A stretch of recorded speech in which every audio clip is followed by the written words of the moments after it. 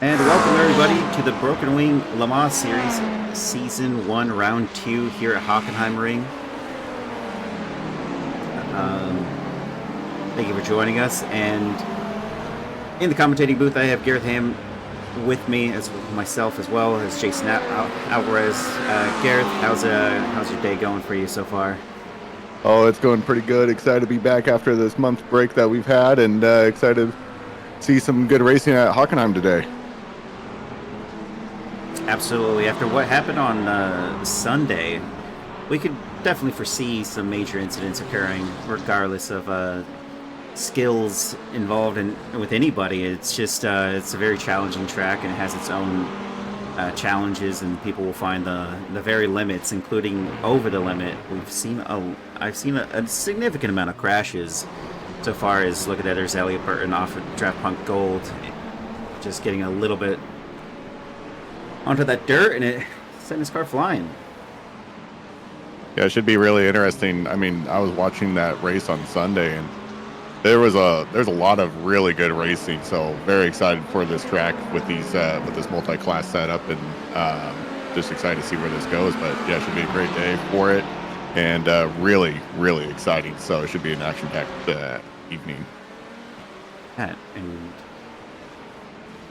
also to be noted, while it's going to be long, it's this endurance, and it's going to be a really interesting one. Look at that. It's interesting what happened there with, I think that was Connor Till in 499. But going over to a different 499, Colin Arnold here, who was the first winner of the round one, and then it came in, so our first winner for the LMP2 Pro class as the 499 Racing, and followed by that is the Dissidents, who lead right now in practice. Cooper McCoy and Tyler Anderson are in second place, with Cone Killer Racing in third. And I'm going to be say for certain that they're here.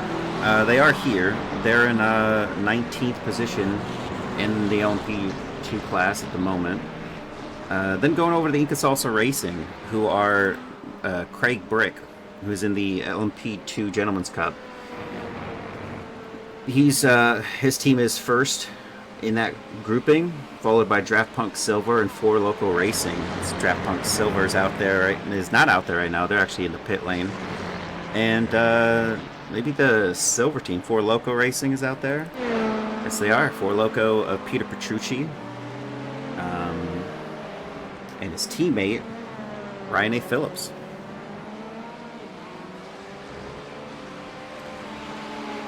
It'll be interesting. You brought up the distance earlier. There's 3 teams already.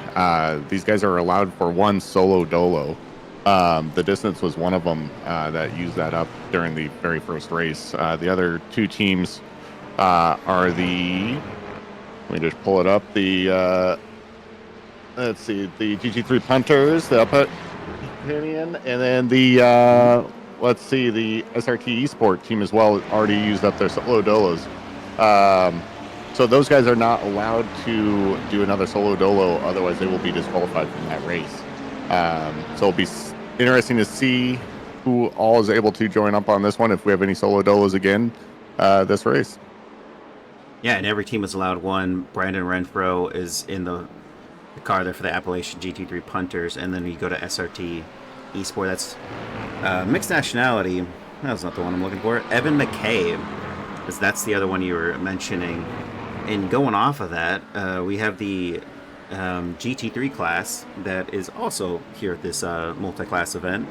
Looking at them, we have Hyperion Racing. Is that 7? I said 9. 9. I'm gonna have to relearn all these all over again. It's been a full month almost. They're not in the lead there. It's the 7 team. Austin McGill, mixed nationality here on the. That's what it says.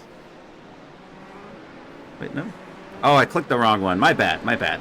That's totally on me. Derek Heiberger for Hyperion Racing 7. They are leading in the GT3 Pro. SRT Esport, as you mentioned, Garreth, they already used their solo dolo, and they're in second, followed by the Hyperion Racing 9. which is the Luke A. Wallace, all pro class drivers. That's your top 3 from the GT3 pros. And then we're actually looking at the results. There was only 4 teams that participated in the GT3 Gentleman's Cup from the first race. And as it stands, I'm going to say for certain that V-Ray Get Out of My Way of Lars Tiehaus is the only team from the roster that we have here. We got us showing up for this one. We have the Penguin Racing Black, New Pack Racing, R3X Logistics Racing, Timberline Speedworks, East Coast Storm Racer, GT3, all not here participating in this race. So, yeah, 6 teams, 5 of which didn't show up. It's going to be an easy win for Lars Tiehaus. Yeah, very much so. And a little disappointing to not see the other guys, but they are already, with the Gentleman's Cup, it is already a pretty small group of those guys. So, but regardless, it'll be fun to see those guys get out there and race and compete with the other guys and see how well they do. And that just helps them at the end of the season of getting pushed up into the pro season. Yep, pretty much that. But also, it's not to say that they're not competitive. Lars Tiehaus, his team have put on a 139.8. That's only 4/10 off of the SRT Orange team. Also, only 8/10 off of 499 Racing 497 of Connor Till. And yeah, not that far off the P1 drivers with a 137.7. It's only 2 seconds. That is very much the same as you would see in the GT3 Sprint Championship, just a little bit off the pace of the fastest, aliens we have in the league. So 2 seconds is well within a good margin. 3 or 4, that's when you're getting into like a different territory of the AMs not being able to really keep pace with the drivers ahead. Yeah, very much so. But yeah, regardless, like what you're saying, I mean, these guys are competitive, so it'll be great to watch. And then just a fun thing to mention, just since it's been a month since we've been here, we do have multiple teams that are very similar with names, as we're already kind of trying to figure out with the Hyperion Racing, the 499 Racing. There's multiple teams with very similar names, just typically with 1 or 2 digits off. So we're going to try and keep things as clean as possible for everyone. And we have about 2 minutes left of practice until start of qualifying. Well said. And I'm thinking about it now. When the X is, yikes. There's Beans down. Trevor Bonesteel. We're gonna hit the replay on that one. Oh no, bushes. Let's see what happened here. There's Lambeth in the car. Ooh, just loses it all on his own, and there goes some carbon fiber. That is toast. I mean, that is one destroyed car. Just go on a gyro of this and take a look here. Whoa! There's a knee-jerk reaction with the wheel there.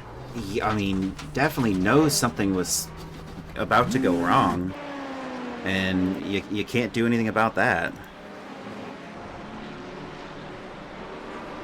It's unfortunate.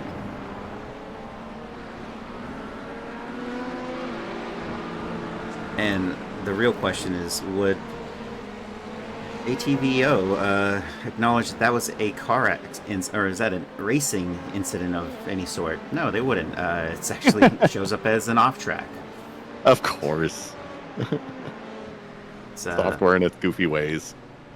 Yeah, I mean, a high-speed collision like that, which is interesting because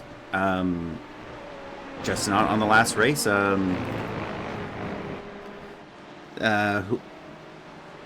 Austin McGill goes right into a tire barrier and bounces right off of it, gets back on track. Almost no visible damage was done to his car, and loses only 1 position and is able to keep it into P4. These cars, not so much. The LMP2 class is very fragile as we're nearing the end of practice, and It's going to be a 10-minute qualifying session for the GT3s, followed by a 10-minute qualifying session for the LMP2s. And we're underway. With qualifying starting, the GT3s are going to get the first 10 minutes of out on the track, and then it'll swap over to the LMP2s for 10 minutes. Now, this is where you see the actual tactics happening. Trey Mistak is sitting P1 in his class at the moment because he knows exactly what he's doing. He's putting it right behind the barrier. And they were mentioned this in the briefing and post-race when there was a little bit of a kerfluffle of what is gentlemanly or not gentlemanly, and that's probably not even the right word, but you can see the quickest guys are all ready to be itching to get out there. Well, some of the other some of the LMP2s are still in their box, not even worried about this just yet. We'll get onto the GT3s in a second, but look at them just sit there. That is competitive nature of some of these drivers. Oh, yeah. They're just waiting to get out there, and they just want to be first. And one of the drivers is flashing. That's Chris Lambert, flashing his lights at a driver. We're still waiting for the GT3s to start their out lap here. But we'll click over them. Flash it for Garreth. Austin McGill of mixed nationality is oh, they put an American flag with a Canadian flag. That's interesting. Can-Am spirit there. Yeah. What other pros? It's Jeff Koffold is his teammate. And he's the first driver to go on a hot lap, so we'll join him on board.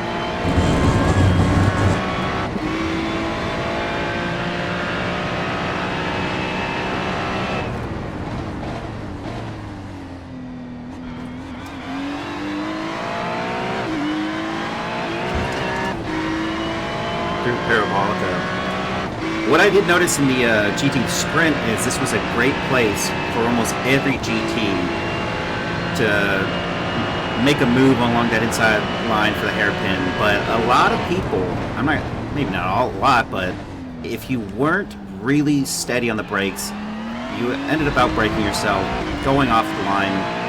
Guy does a switchback, he gets his position back, you're off track, you may even lose position. So, not a great. It's a very risky move.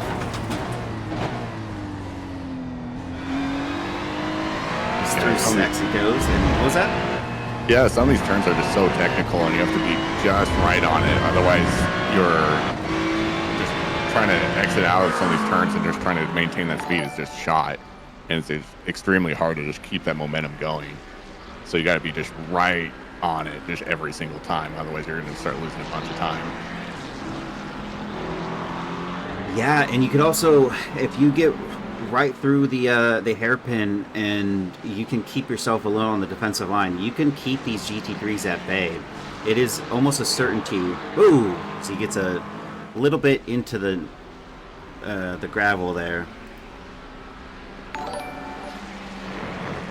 Okay, no, the dissidents off track, not him. Awesome to go into second with Mark Foley in the third. Luke Wallace first. Lars Seihaus drops down to sixth, I believe.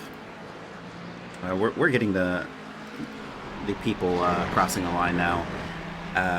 V. Ray, get out of my way, goes to eighth. Christopher Horton to seventh. We got the driver in 10th, which I'm not even sure who the driver in 10th is. Maybe SRT. That's not him. Little luck nuts there, no? Valhalla Motorsports. The relative isn't going to be the most accurate thing in qualifying. It will get more accurate as we get to the race itself, but at the moment in time, we only have 8 drivers on the board. Jesus. All right. Schubert Racing, thanks for gifting all those Tier 1 subs to everybody. Jeff Lubitsch for resubscribing. KS Flannery for the follow. Cooking with Che for the follow. Bones 496 and Bleach RL for the follows as well. Man, that's a lot of people. Pretty sure he's spreading the love with beans and just making sure everyone had a can. Yeah. And Josh plays 44 for the follow as well. Awesome, guys. Parks de la Cruz is in second at the moment. This is a driver who has been uber quick in the GT3 Sprint Championship. Be interesting to see what he can do here. We have 4 minutes 50 seconds left on the GT3s going across the line as he dips a couple tires. And I'm not sure if that's an off track just yet, but there is a there is a lot of let's go Joshua Grasso. People are really hoping Josh as well.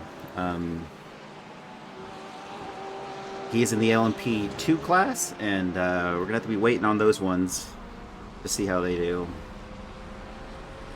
One thing you'll notice is Parks de la Cruz dropped down actually a couple positions. He was second, and now he's fourth.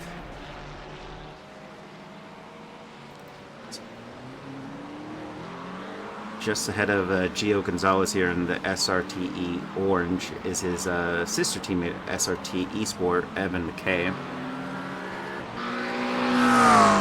Yeah, these first 9 GT3 cars are all pretty close to each other. They're all within 1 second off. So it's going to be really exciting to watch these guys go when it's race time. Yeah, and all that is accurate. We're looking at the gaps relative to the at P1, Derek Heiberger of Hyperion Racing 7. Nicely put there, Jeff. Guess we can't. Jeff isn't going to grace us with the East Coast Storm Racers LMP. I just looked over at chat. I was like, "Where are we referring to?" I was like, "Oh no." And it is winter time around where I live, so I have a nice beanie on my head right now, trying to stay warm. And is anyone shaking up the order? It is not so far. Everyone still kind of in the place here.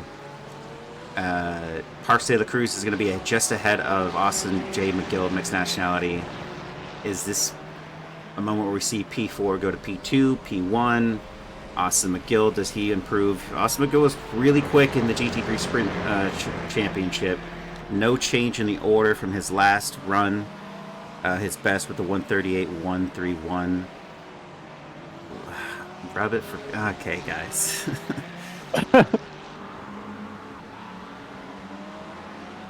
Matt Benson crossed the line. Better time on the board for him, but not an improvement. As we finally have another driver who improves upon his time and also gets a better position. It's 499 Racing of 498, Christopher Horton.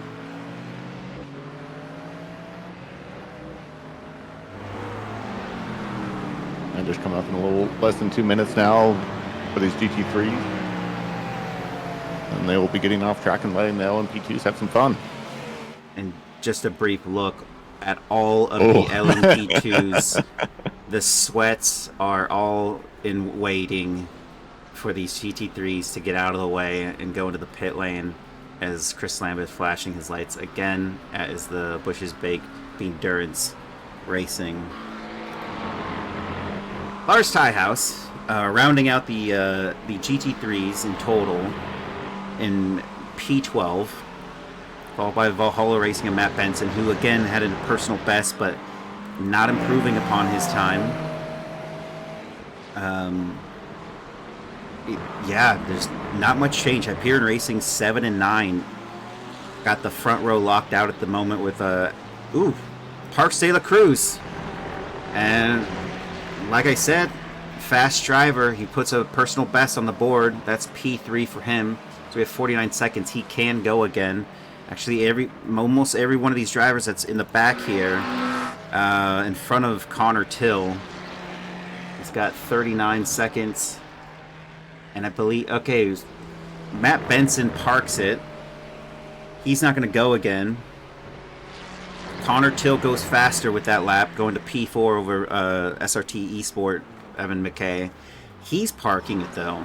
So we have Evan McKay is going to be our last driver of the GT3s. Possibly, there's a driver that is in fifth of Lars Tiehaus, not in fifth. I'm not sure which driver that is. It says, okay, Evan McKay. I'm confused. Fifth. What's up with these Ferrari things? Yeah, who Schruber is. Isn't that Chris? Yeah, that's Chris. All right. They're all crossing the line here. Seventh. Can Mark Foley make a better lap out of this one? It looks like no for him. He's going to stay P7. Little lug nuts of Christopher Chitterling, ninth. Actually, no. Improves. Goes to P8 over Christopher Horton. And Gio Gonzalez of SRTE Orange. No improvement there. And that is the results there. Gotta get to our B endurance, as we have a driver who's already off.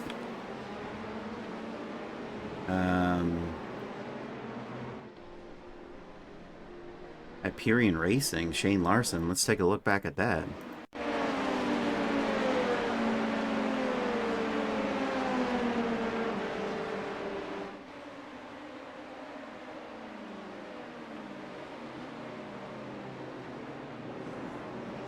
Oh, it might look like it was just like a netcoat contact. Yeah, they were really close, or he might have just lost it just on that turn, just coming a little too hot. It's kind of hard to tell. Really is hard to tell. But he did spin out. Maybe a little bit too much momentum there. Cold tires. Yeah, I would say cold tires. Warming them up at the hairpin isn't going to be the best bet, but we're going to go slightly on board here, or we're on board with Trey Mistak of Uno Dos Tres Racing, who's going to lead us for the LMP2 class. Let's see what he can put on the board. Yeah, he's for sure an extremely fast driver, and him just being already out front and just kind of being able to use that to his advantage is going to be great for him for the start of the race, as long as he can pull up some good lap times.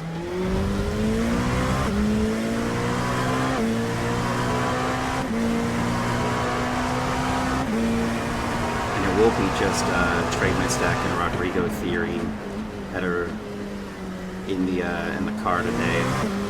There's some guy who is a big fan. Tyler Anderson is seemingly not in the car.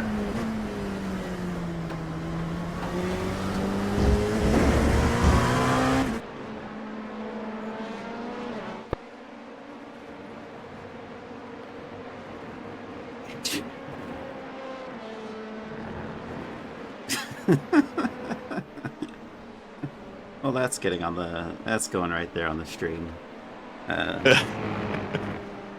Trey Mistak undoubtedly has the fastest lap at the moment in time, but we'll see these shake up. Bean Durance of Bush's Baked Bean Durance racing Chris Lambeth in second. Where can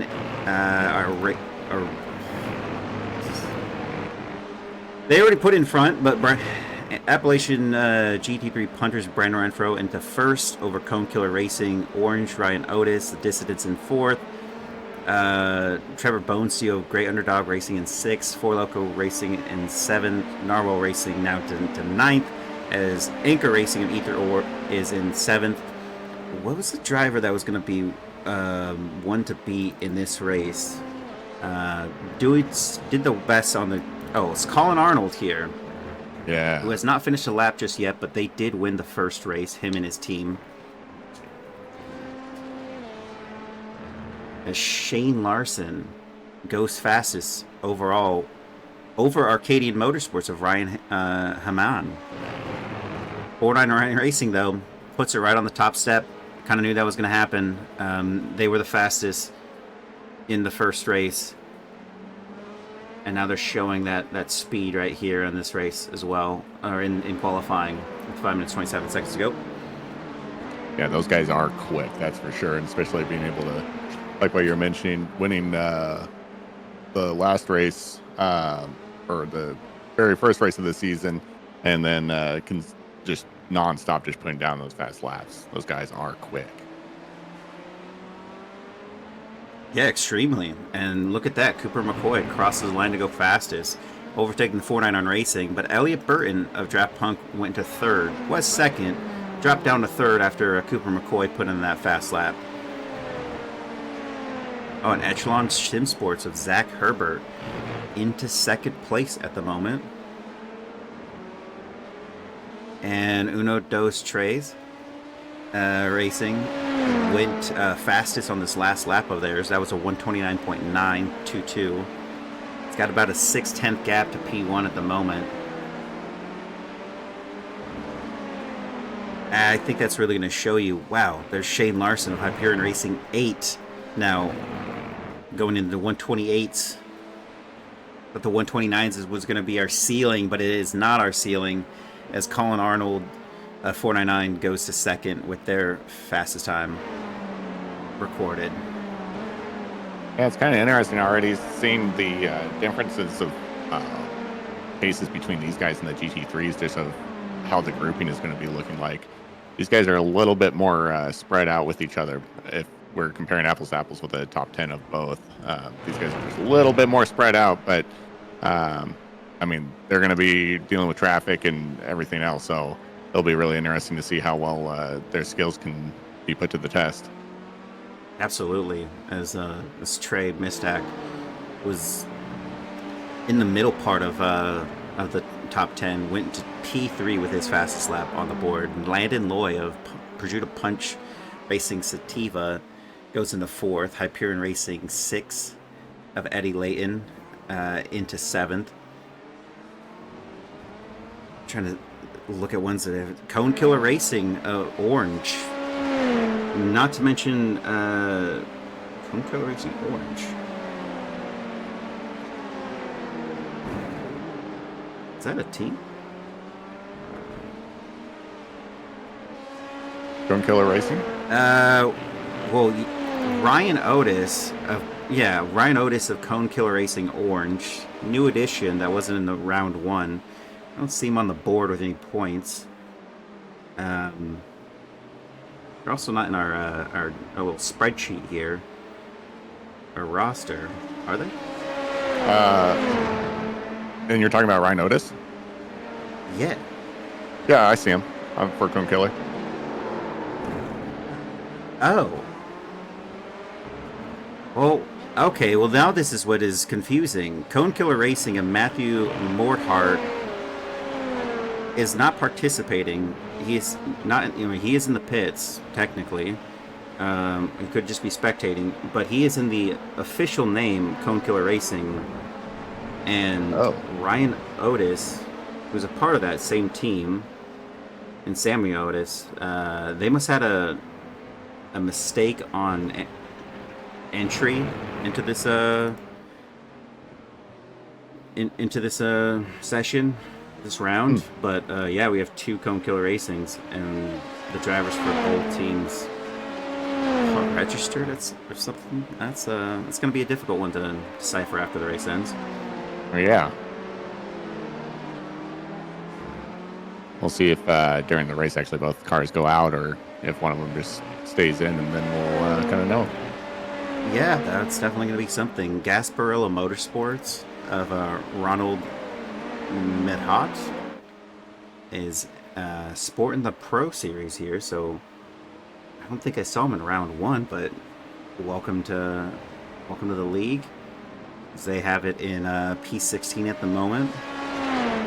Yeah, I did see that we get quite a new, some new faces in the last 4 weeks. So excited to have the new people here, and welcome to Broken Wing Racing League.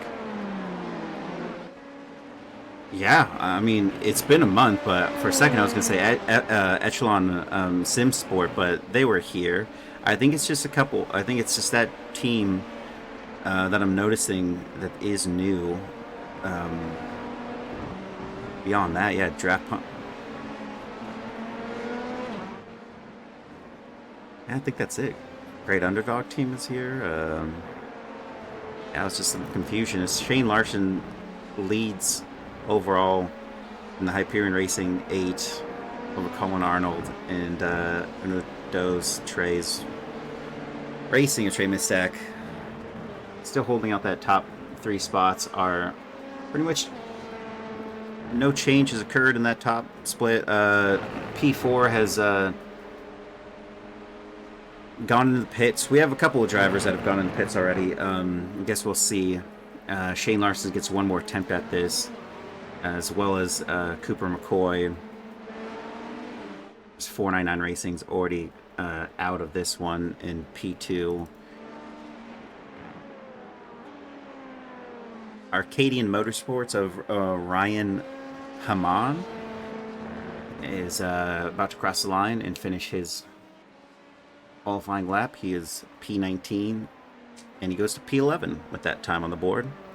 Elliot Burton's the next driver to cross the line, and he actually goes in the pits. He's going to be P10 as it stands. One of the things I was noticing too, after a few laps with these guys, just getting their tires warmed up, the time, especially like with the grouping that I was talking about earlier, it's shrinking down quite a bit. So it's just kind of just seeing the differences of who's more comfortable with a little bit of the colder tires with this newer tire model that we're on. And then now that everyone's kind of on the same page of just tire warmth, people are just getting a lot closer with their gaps now. Yeah, I think we're seeing it. Ethan Orr is P16 at the moment. Does he improve upon his time? It doesn't look like he does. And there's a couple drivers going in the pit lane. And no change right there. It's a solo. Brief promo for our sponsored league here. Thank you for watching. And welcome back, everybody. That was just the league sponsor, SimMotion. Thank you for them for sponsoring us, as we have Jason Tells and Cora Carter. Thank you for the follows. As it stands, we here have the grid at the moment. You can see P1 through 5. Zach Herbert in the LP2 is 6. Ryan Otis in 7. Trevor Bonesteel in 8. Matt Brewer in 9, Elliot Burton in 10, William Paisley in 11, Brandon Renfro in 12, Peter Petrucci in 13, Joshua Grosso 14, Craig Bricks 15, Ethan Orr 16, Ronald Mahot in 17, Chris Lambeth 18, Eric Koonsman 19. P1 through 5 is on the board. You can see him in the GT3 class. Austin McGill in 6, Mark Foley in 7, Christopher Chitterling in 8, Christopher Horton in 9, Gio Gonzalez in 10, Matt Benson in 11, and Lars Tyhouse in 12. And that Matthew Mahort, I don't think is going to be participating in this, because they are part of the team that I'm now confused about. Cone Killer Racing Orange. The Bean team slip in the beans? More than likely.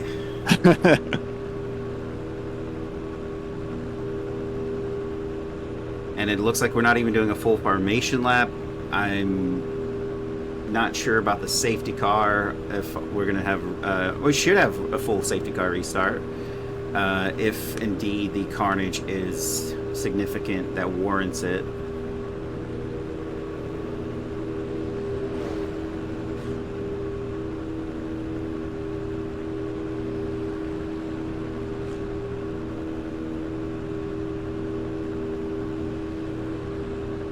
Just exciting to get this going. Oh, you know what? What if there's a bunch of chaos? Yeah, it's going to be exciting, but the strategy for the endurance race is to be at the back of the pack and let everyone else, create some drama for them. I don't know if that's going to happen, but I'm not wishing that upon anyone. We're just waiting for the Four Loco Racing of Peter Petrucci, and that would be it. Good luck, Echelon Boys, Jason tells, and Hyperion. Which Hyperion? There's Hyperion 5, there's Hyperion 6, there's 7, there's 8, and there's 9. I was even trying to do the mental math. When the I goes on the right side of it, that's when it becomes 11. I don't know. It's something. It's been a while since we've been back in school. Yeah. I was learning that. Roman numerals. And looks like, yeah, we're not having a full formation lap here, which is going to be quite something on these the LMP2s. They will feel the cold tire luck as it is.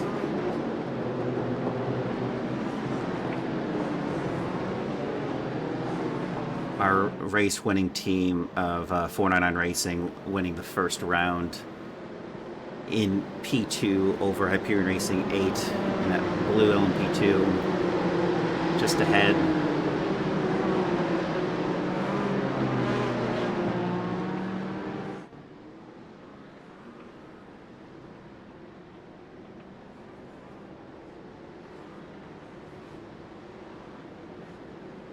Okay, so Jacob Simmons is saying that we're going 2 to green, so 2 to green instead of a short.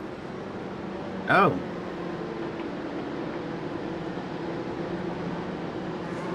Well, that makes this a lot better.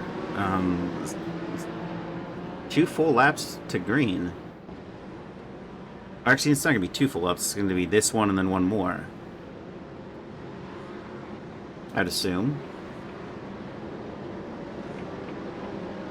Looks like that was a slight accident that I'm hearing, but that's all right. That just gives everyone just a little bit of time just to breathe and just get ready for the race. Yeah, so just 1 full lap. 2 to green. It's 1 full lap. You could have said it. I'm not going to commentate or curse the Bean Durance team, but I was very miscommunicative in the chat.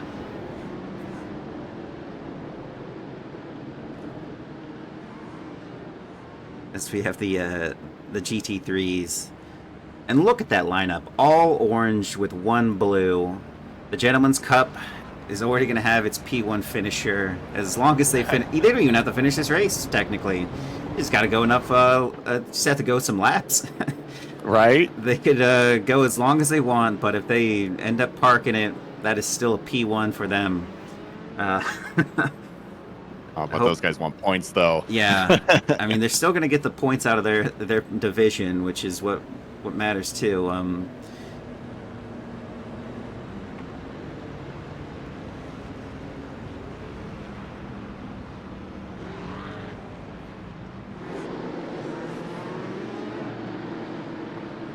Wait, there isn't a Hyperion 5, is there?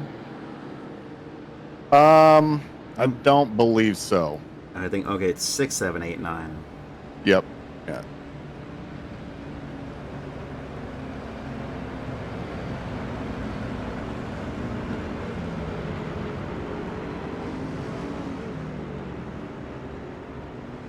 It's a light one. You know, I really think that the lightness of the lineup that we have here, because we have over 40 something registered people in this race, or in this in the roster, but only 32 came, or 31 technically. And you know, Hockenheim is just a track that is different. Not a lot of people agree with it, so maybe they'd even purchase it in the first place. But I guess we'll see. We'll probably see way more people involved in the next race, like we did in round 0 and 1, fully maxed out on the roster that showed up. 46 teams, I believe it was. Yeah, it was a lot. Yeah, it was interesting. I was having some fun with the guys during their practice session last week and on this track, and I was enjoying myself. It's a fun track. I've never driven it before, but it was a lot of fun. Yeah, I'm not good at technical anything, so it's I might agree with Jacob Simmons too. But watching it's really fun. Racing it, whole different story. Yeah, no, absolutely.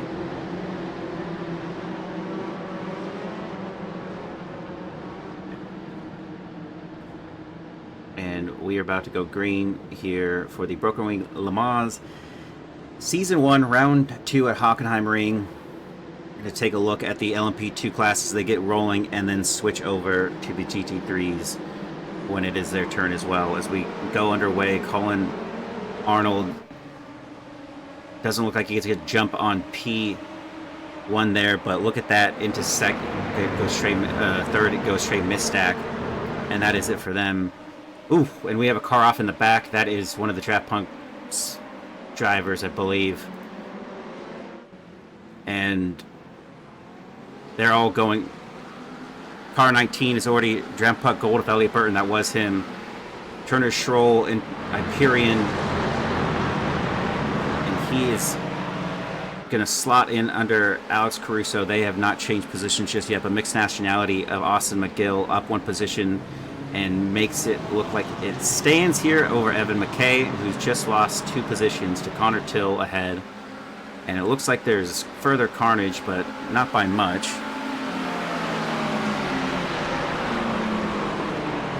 And blocking off there. Whoa!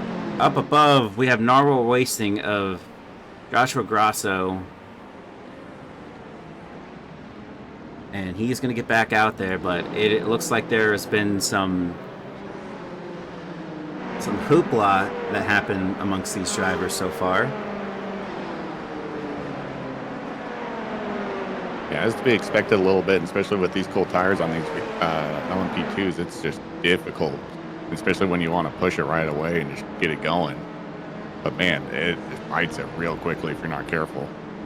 And already we have some positive notes to take for the Bush's Baked Bean Durance is up 4 positions, as well as Eric Koonsman of Draft Punk Silver, Ethan Orr of Anchor Racing.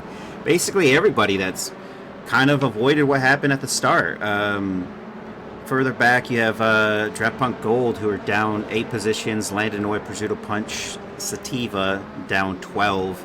Matt Brew of Hyperion Racing 6 down 8, and Joshua Grasso down 5.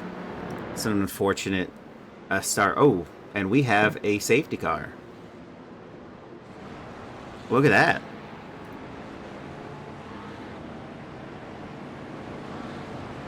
Wonder what was the deciding factor on that one.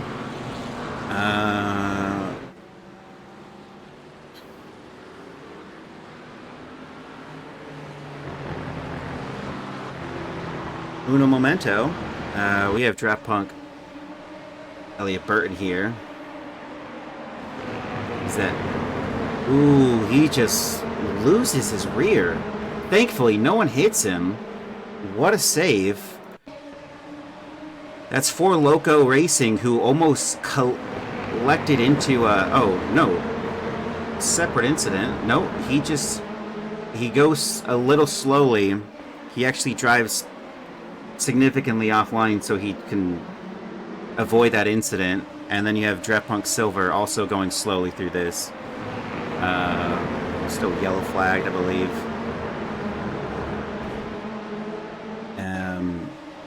It's still the start. They called that a crash. Ooh. And everyone's doing fine through that. Prosciutto Punch Sativa. Landon Loy loses the rear, and he is off. That is the moment for him. And then Matt Brewer. Oh, they just tap. That is Joshua Grasso and Matt Brewer both tapping along the inside. It's hard to say. Ooh, they just hit. Oh, there's a slow. I'm not even sure who that is ahead, but is that Inca Salsa? No, it's the butt kicker.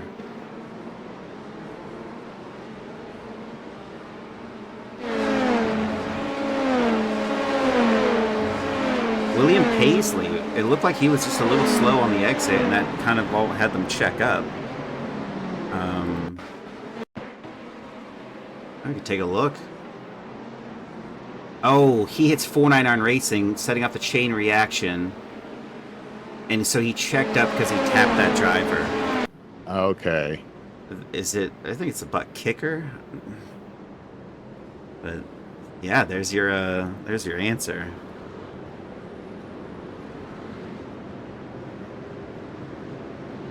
This equalizes it. Yeah, and with those guys just tapping each other on that hairpin, I mean, that's just hard, and especially when those cars get separated out, then people are just trying to avoid damage and having to. You saw there's like 4 of them that had to swing way on the outside to try and avoid it hitting anyone.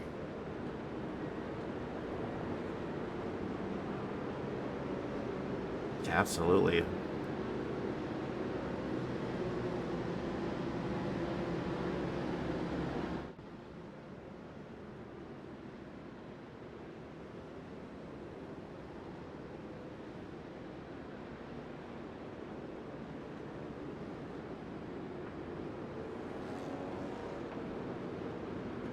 It looks like my ran this in another league with 3 classes. It was brutal when 3 classes were all passing each other. Yeah, I can only imagine. Looks like the I hope everyone likes the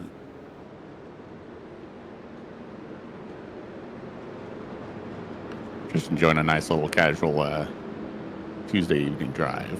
yeah, no. I'm Hockenheim, just walking the track a little bit. Yeah, not only that, but I was gonna say is like I hope everyone enjoys the new upgraded scoreboard there, the leaderboard as we have the LMP2s and the GT3 split. You can see the top 5 of each rolling with the 5 after that in succession as it goes through. Well, I did notice one error that I guess I'll address on the next one, but it's not showing the flags Oh, at the left and right, but it did blink. There it is. They work. I'll just chalk that up to software being goofy. Maybe, yeah, maybe. Oh, you know what? Maybe this is when the safety car is going in. And that yellow is going to officially convert with safety car in this round. If they go another lap, then my theory is completely wrong here, but Hockenheimring. All right, Justin. no one needs to repeat that. I just didn't even. Brain went on autopilot reading that.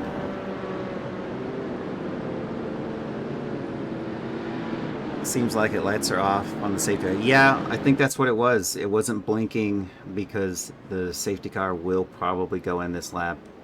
Probably since we already we could extend the what is it? The admin can extend it if the GT3s were not connected in the S. But now that they are, I feel like these GT3s should back themselves off slightly, and it doesn't look like they are. They are right at the rear of what can be carnage that follows them as we're about to go green. Nope. Yep. Yeah, we are. There's the safety car off. And this is going to be something else. Shane Larson is already well in hand in a way. And we're going to go over to the GT3 class that is right there on the heels of what could possibly be something. Matt Brewer taking a little poke out. Some of these drivers taking a poke out, but GT3's following in hand, no gap given, and that is Draft Punk of Elliott Burton on the outside. Looks like he has Joshua Grosso try to make a move there, as we do have carnage, and yikes, that is That's Cooper close. McCoy, and he is in the middle of the track as the GT3s come through. And yeah, joining back on there as Mixed Nationality has a fight on his hands with Connor Till, who's along the inside line, and Connor Till gets that move down and almost looks like he could lose another one, but no, he's fine at the moment. Going over to Cone Killer Racing. They're doing pretty strong with Ryan Otis one position up.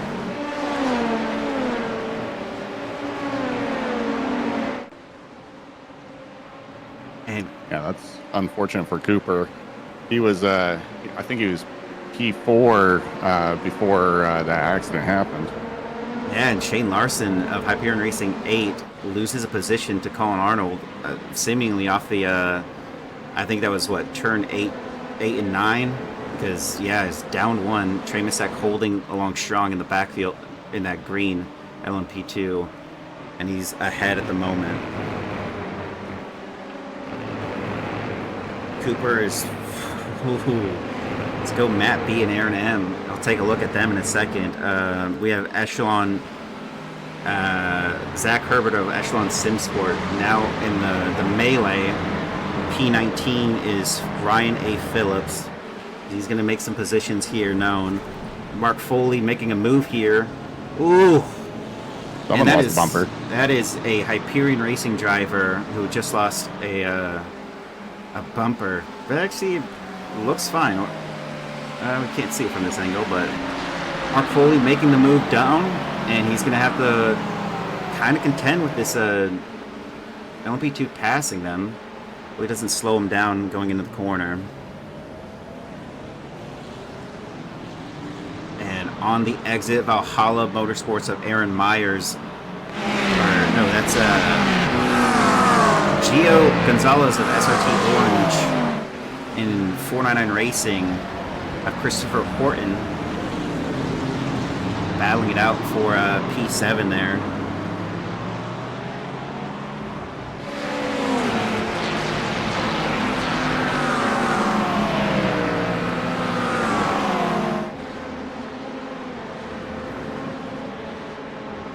Seems like these drivers are starting to find their groove a little bit. Oh!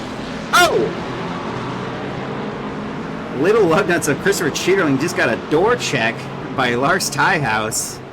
And Ryan A. Phillips of 4 Local Racing is definitely trying to make some moves here. And that is a driver going in Hyperion Racing 9 of Turner Schroll into the pit lane. As Cooper McCoy is also in the pit lane. I don't even know if that was... Apparently I spoke a little too soon. Chris Chitterling gets ahead before the braking zone. And things got a little spicy. There's 499 Racing, 498, Christopher Horton. Up 1 position since the start of this race. In P8, looking for P7 over SRT's Orange Gio Gonzalez.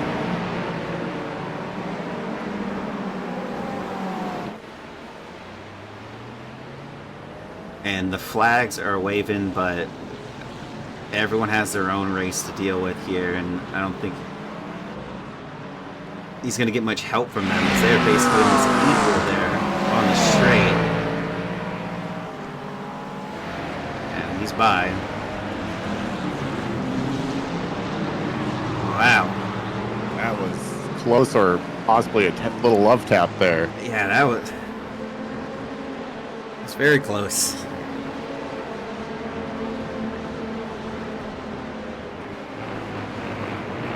And this gaggle of LMP2s all pretty much similar on pace. Ethan Orr up 6 in P10 at the moment. Chris Lambert just behind with 7 gained.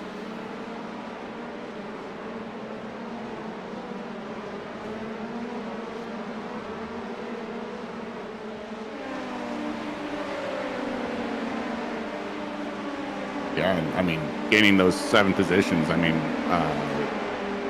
so far just kind of hanging back. It seems like their strategy is doing pretty well for them. Yeah, I'd agree, Garrett. Garrett. Kind of just letting it ride out, and just basically it's an endurance race. You got to keep your car on the track, and you'll eventually gain some positions. That is the real truth there. Zach Herbert of Echelon Simsport was one of the first drivers had to make his way through the GT3s, has gotten through completely, and now just finding himself getting closer to the tail end of Eric Koonsman, who's 3.9 seconds off. Far cry here for our driver of Ryan A. Phillips in 4 Local Racing, who's got 6 cars to deal with before he can get to that pack at this moment in time.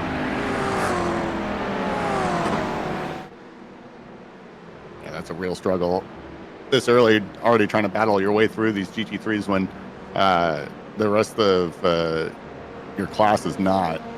That just hinders quite a bit. Absolutely. And we're under safety car And yeah, no, they were checking up, but that must have been just thrown.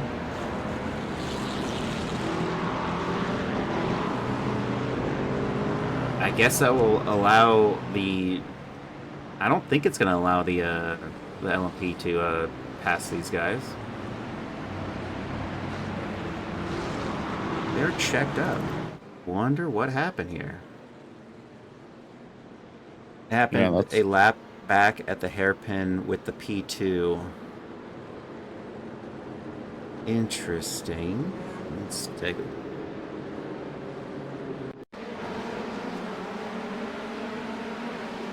Turner Stroll.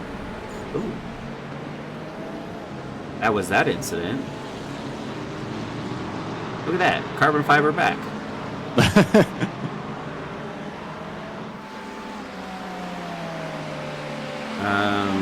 Hyperion Racing. That's the off track. Bush's Baked Bean Durance. Hairpin.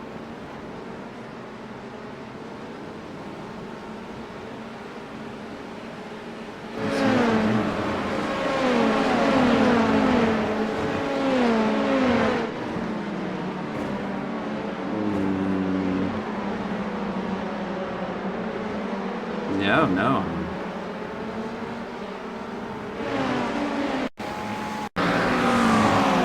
Let's just click through some of these incidents. Looks like everything seems to be fine.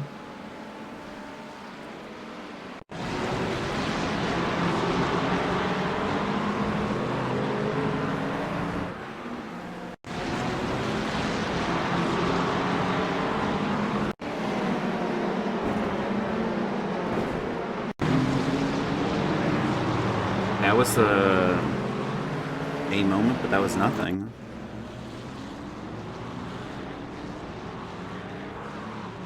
I think that was just a bug.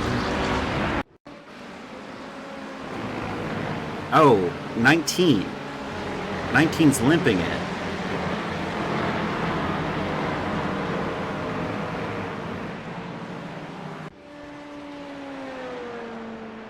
No? They're back out. They were in for 6 minutes 49 seconds, so it wasn't with a yellow circle on it at the hairpin on the track.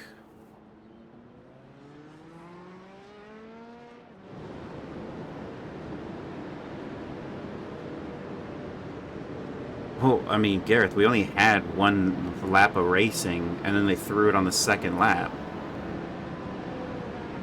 Yeah, that's interesting. And then for everyone that's viewing, so we're using an in-house safety car generator that lovely Jay's made for us. And so basically with the parameters that we have that he set up for it, it'll automatically throw if 2 cars are stopped and or 4 cars are off track at the same time. And we do have it set up for 3 safety cars per race. So we're already on number 2, and so there's only going to be allowed 1 more safety car for this race. Oh, well, that's going to make things spicy. I'm just kind of, that's a slightly confusing thing. It looks like Turner Stroll is giving the wave around, which is good on him to be able to get back onto the lead lap there.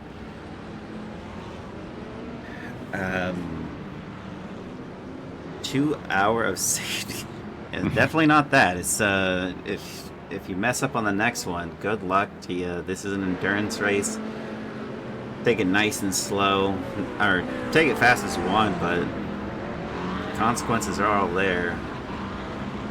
Looks like William Paisley went into the pits, as well as Christopher Chitterling. Maybe to get some gas, maybe a strategy.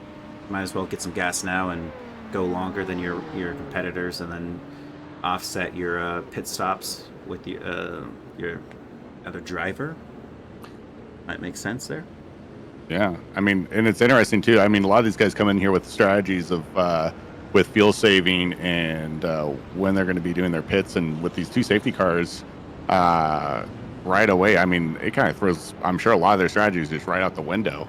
And so I'm sure they're quickly talking among themselves, trying to figure out new strategies and what makes sense for them.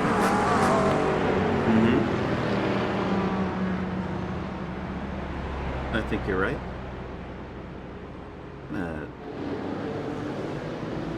Click over here.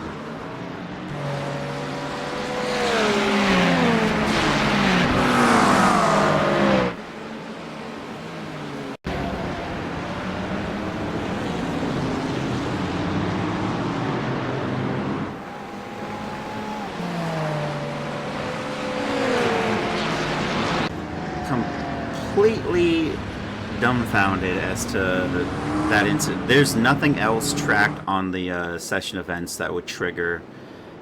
I mean, even all the off tracks were nothing of note. That is bizarre.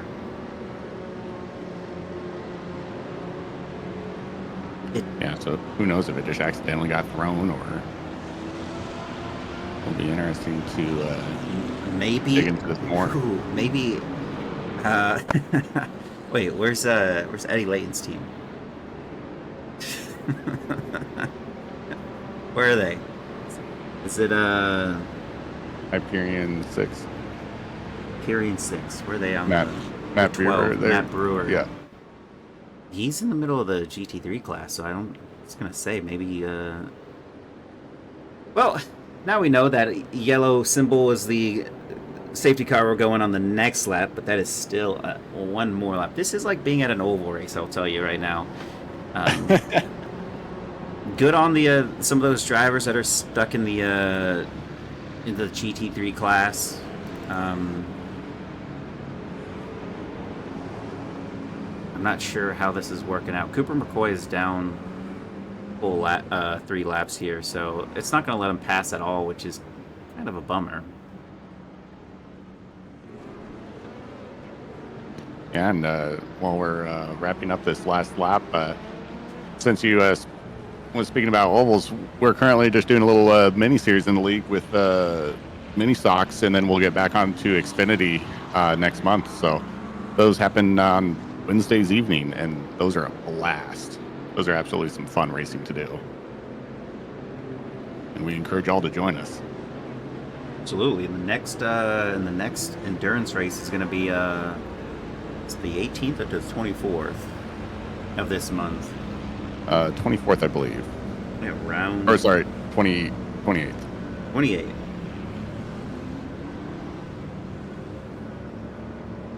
Okay, in 2 weeks, the 19th and the 26th, both those Sundays, we do the GT3 Sprint Championship.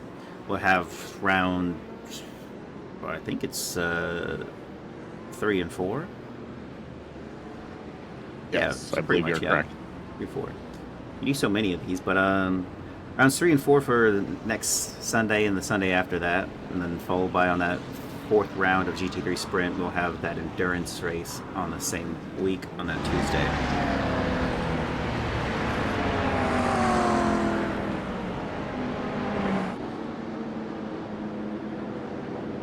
And let's not forget about our fun Bees and Rays league too. Those guys, that's always some fun racing for some other alternative multi-class racing, and those guys run on Thursdays in the evenings, and all of our start times are basically the same across all of our leagues, with practice starting at 7:30 Eastern time, and then qualifying at about 9:10, and then race just right after that.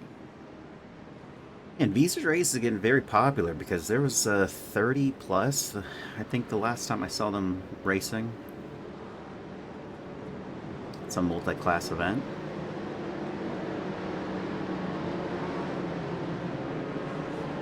Coming up in the last few turns, and then we'll go green. Looks like 499 Racing's Colin Arnold feeling the need for speed, getting really close to that safety car. As well as Shane Larson getting right there on the edge of a 2X. And they're back at it, and they're going to be racing straight down the line. I got every driver really is just slotting in for the most part at this moment.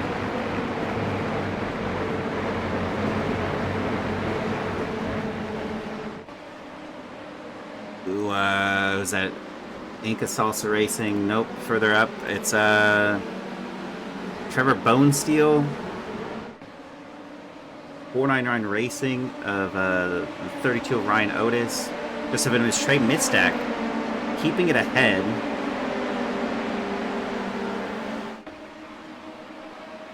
And on the defensive line, we got 4 all battling it out right here. It's the 499 Racing of Great Underdog Racing, I believe. It's 32. No, Cone Killer Racing. They're just using a 499 livery. That's quite confusing, but they're battling it out, corner after corner, and Trey's gone long, and Ryan Otis gets ahead for this moment, with Trevor Bonesteel now in the fight, with Craig Brick of Inca Salsa Racing in that red. No, that's Brendan Renfro in the GT3 Punters. I can't even tell who is who at this moment. That's not... The relative is not really working as intended. Inca Salsa Racing's Craig Brick just got ahead of Trevor Bonesteel. That is a pro and an AM fighting out right there.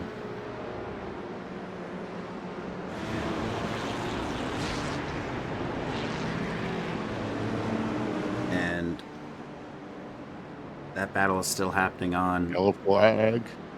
Really? Oh my god. What happened?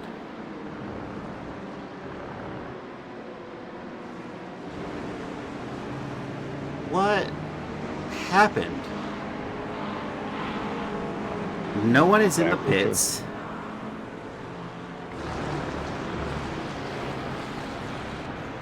Four cars off track at the same time. Is it just a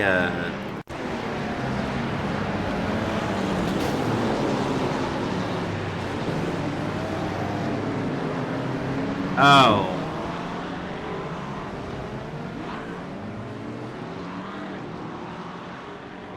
Alright, well, let's take a look here at Evan McKay. Ooh! Okay. Two or three of them were on the off track. There's... Okay, so the Geo... Both SRT esports get out of shape on that one.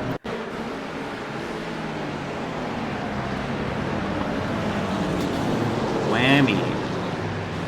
And then those two were slow, but I think that's just it.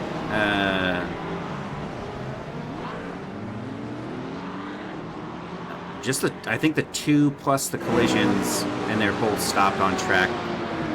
I think that's what did it.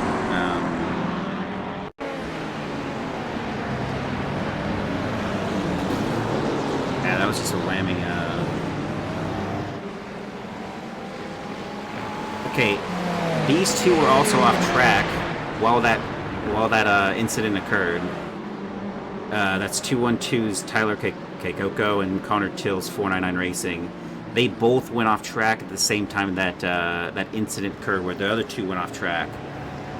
That is my detective skills. Yeah. At the ready there. No, I think you're spot on with that. Yeah, because if it was just these two, they were both off, fully off, and stopped, which would trigger a normal the normal safety car generator, but the parameters were changed.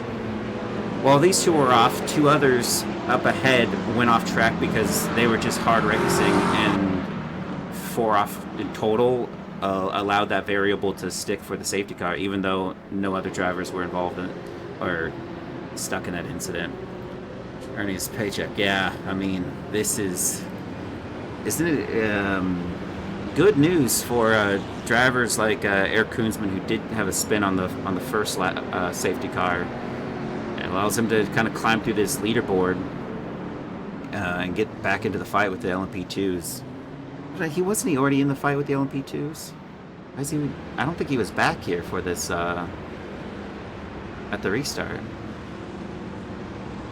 There's William Paisley of Arcadia Motorsports, who's getting the wave by?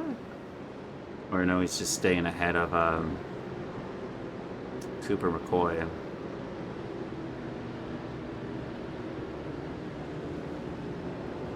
the good news is we're ending on this lap, and this is going to be the last safety car we get of this race. Garreth, any thoughts? You saw that incident. Yeah, it's interesting. I mean, with this kind of technical track, and especially with kind of how narrow it gets in some of these spots and how close you have to hug these corners. I mean, that's hard, and especially with the safety car generator with those parameters, it makes it difficult. Obviously, it's not meant to be called out kind of like that, but when you have a grid of this size, it's just challenging. But it'll be interesting to see how this all plays out, especially with theoretically no more safety cars, and then after this, it's just full bore until the end. So it'll be really interesting to see. I'm sure drivers once again are rethinking with their driving strategies with their team, just trying to figure out what's going to make sense, especially being only doing 13 laps so far in this race and we've already looks like 31 minutes into this race. It'll be interesting to see who comes out on top and what happens at the end. Yeah, I'm in agreement here. Is this race timed or by lap? I believe it's by lap, timed with by lap as well. We'll take a quick look here. 2 hours. This race will not go no longer than 2 hours. So while we have 80 laps, we'll go no longer than that.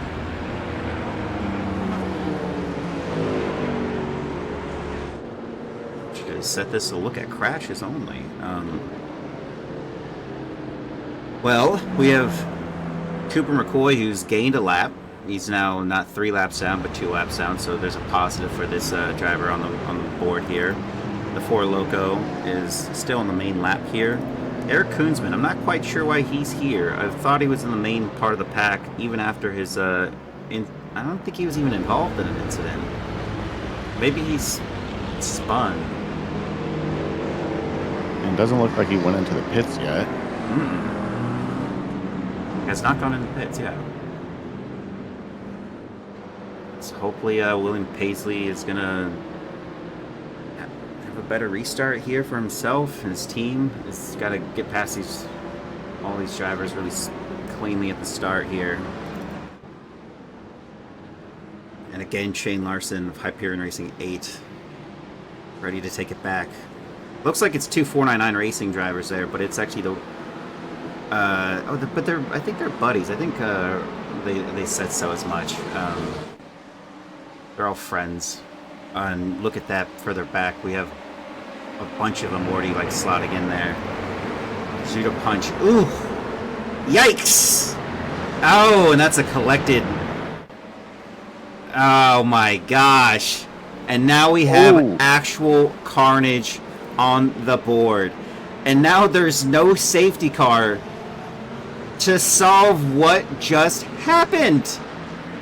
I can't even believe what I'm watching. Oh my.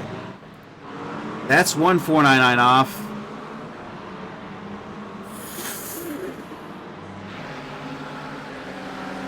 We are back to green flag racing.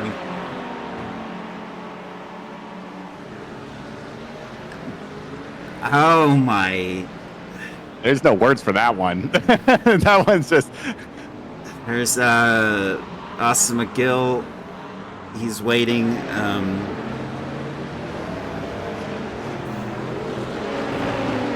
Joshua Grosso, Gnarl Racing, up 4 positions with Chris Lambert. Up 9, and they made it through. Most of the pack made it through. It was a spin contact, and now we're going to be looking at what's really going on here. It's Hyperion Racing 8, Shane Larson and Arnold, Colin Arnold, Front Racing. Mostly relatively made unscathed. If you want to cautions. Zach Herbert, 5 down. Initially, one of the drivers that had an part of the first caution, I believe, has now put himself right back into the fight. It's good on them, Echelon. Uh, he's going to go for the move down the outside line as Joshua Grasso goes for the defensive line through the parabolic. We already know the inside line is kind of the golden ticket to keep that position. But he hits the curbing, and the outside line works for Zach Herbert, who gets ahead and now has Strap Punk's Elliot Burton down 2 positions. Bad luck off the opening lap for this team, but is right back in the fight. Really impressive stuff there. Was that under caution? Those tires in the pit? No, it didn't. Not at all. Evan McKay on the inside line of Lars Tiehaus. They're going to go through this and almost go side by side, but no, he gets through.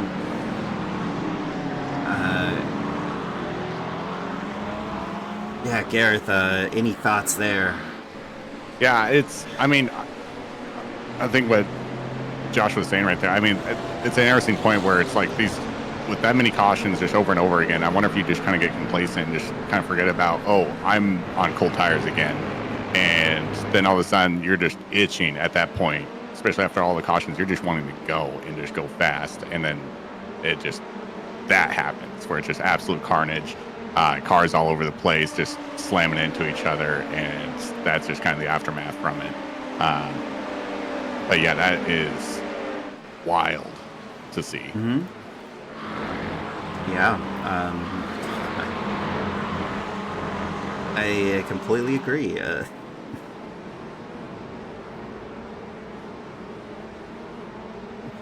anyone wants to know why the league is called the Broken Wing Racing League, or the Broken Wing Le Mans Series here, as it's dubbed for this endurance series, Exhibit A, B, C, D, E, F, G. I'm not even sure what all collided, but the good news is we have 6 drivers in the pits. Which means, I don't know if I would say that's good news. Maybe that's only that we have 6 drivers in the pits. It could have been a lot worse. Yeah, that's I'm just looking for the positives here, in only 6 drivers out of what could have been way more. way more. I'm honestly surprised it's actually that kind of low. You know, the biggest surprise out of all of this is Gasparilla Motorsports. Welcome to Broken Wing Broken Wing Le Mans Series Gasparilla Motorsports. I got Ronald Methoth. I'm not sure how you say that, but his teammate is Sean Gerd. Both are pro. Neither one of them have joined us. Look at that move along the inside line on the GT3s here. Very calculated. Got it done without any incident or even getting like an odd position. Just made it happen. They were one of the drivers involved in the incident. They were sideways, I believe. Was it gas? Yeah, they were sideways with another team. I want to say it was... Oh, what happened with Ethan Orr here?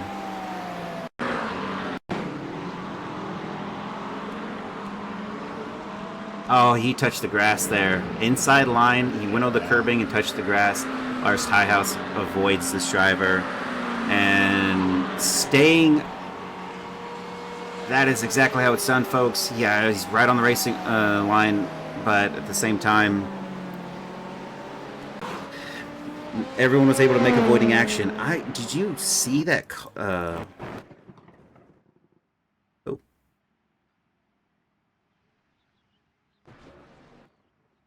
Oh. I think my life flashed before my eyes. I'm not sure what happened there. Draft Punk Gold's Elliot Burton is in P11 at the moment. Now down only 1 position at the start. It's Zach 1. Do you see that? Oh. I guess we're having some internet connectivity problems. It looks like it's catching up. The stream's catching up right now. Yeah, I think so.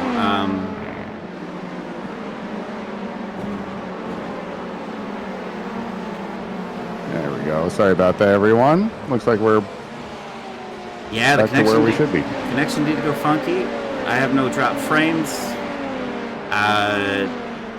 Yeah, it's actually a kind of bizarre one. The timing thing itself went a little wonky, so I think that's what it just had something to do with the software that I'm using to watch all this important action for you guys to see. The team that's just above... let's go over here. Brandon Renfro. This is the two that I'm thinking about. It might not...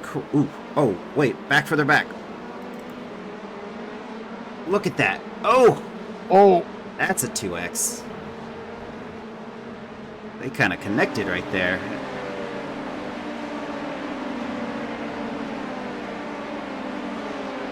Yeah, he was just right on him. Yeah, and that's Joshua Grosso, one of the league admins. You don't want to...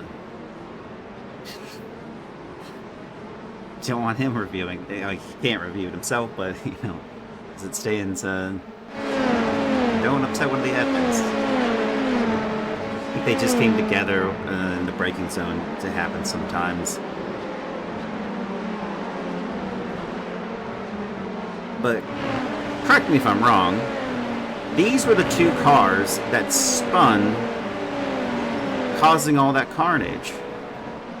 They went sideways, but then were able to get it back into working order, while the others that connected with them were the ones that became car mines for all the GT3s to be obliterated in, and the LMP2s. There was a couple of those.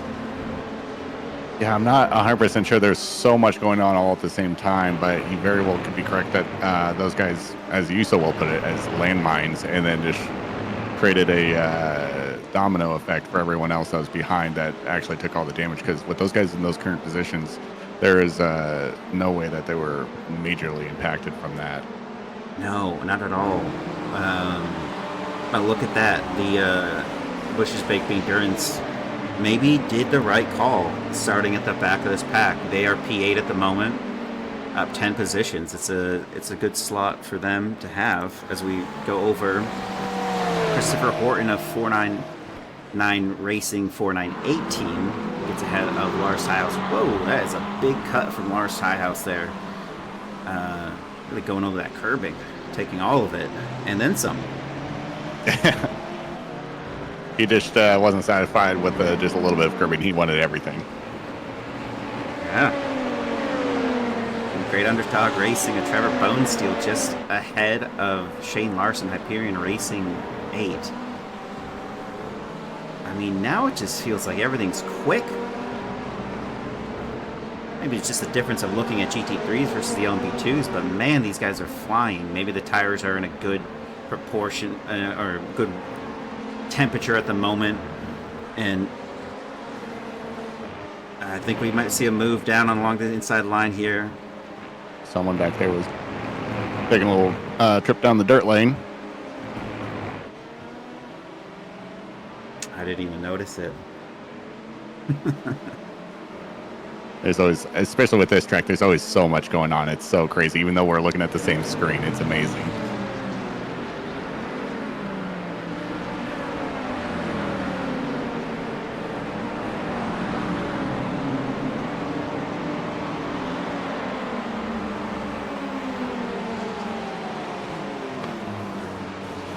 Ian Casalsa Racing on the inside line of William Paisley of Arcadian Motorsports, and he's going to stay ahead of him for right now for P12. It's Elliot Burton still on the press, and Joshua Grasso still not made the move down yet, but he's definitely looks like he's getting there.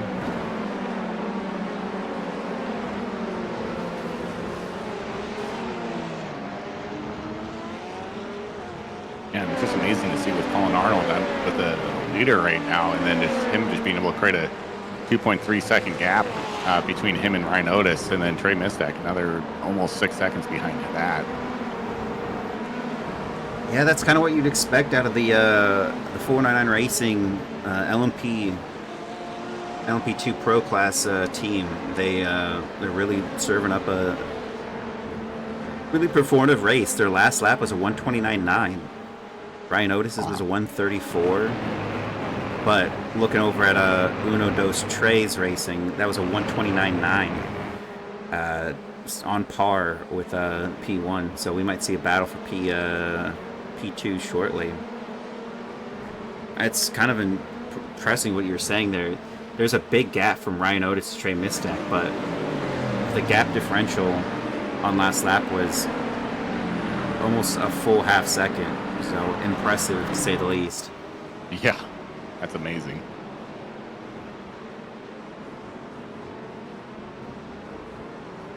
And we're going to go over to the to our P1 in the GT3 class at the moment. Alex Caruso of Hyperion Racing 7.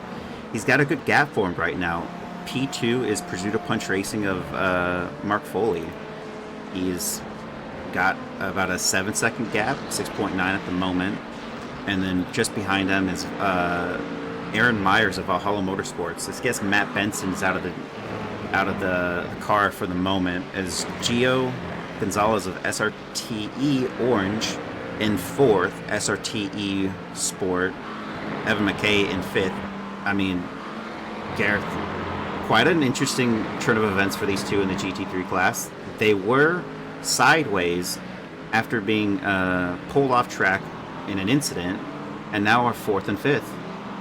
Yeah, that's, I mean, absolutely remarkable driving, being able to regain those positions, and especially with how I'm like kind of looking at the map overview with these GT3 racers in the blue. I mean, they're decently spread out between each other. Allows them some breathing room, and especially helps create some gaps for the P2 drivers just to kind of duck and weave between them as well. But for those guys being able to jump that with the instances that happened earlier, I mean, phenomenal driving. Ooh. Yeah.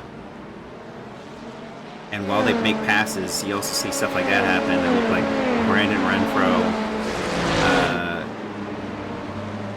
They all kind of like, it was a domino effect of all these drivers coming together in that hairpin, just bumping up ever so slightly. For a few of them, not all of them, but they all kind of stacked up heavy on that one. Yeah, that hairpin is just tricky. It just turns into a funnel real quick for those drivers. They're just getting pinched. Yeah, and with that said, Evan McKay is in 5th for the LMP or for the GT3 class, and he's about to get passed by P2's Ryan Otis. And we have a P2 going into the pit lane there.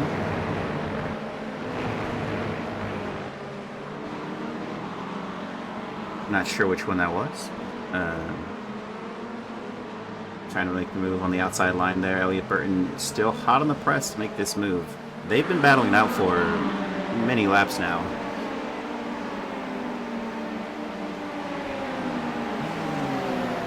And we're about 11 minutes off from our halfway point with this race.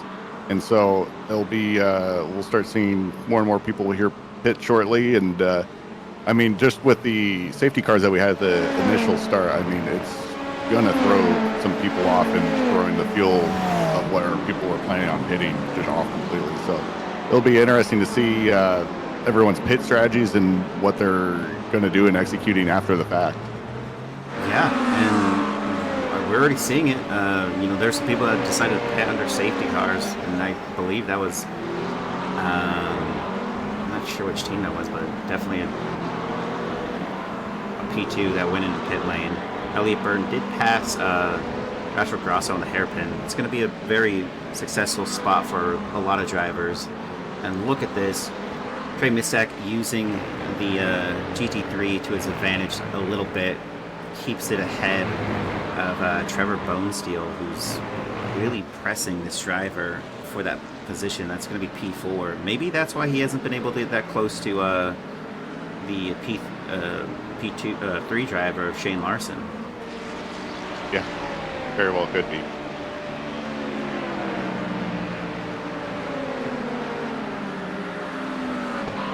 now that I'm thinking about it, it looks like Trey is actually down a position. So there goes Trevor Bonesteel from overtaking Trey Mistack. I wonder if Trey's got some type of damage or something.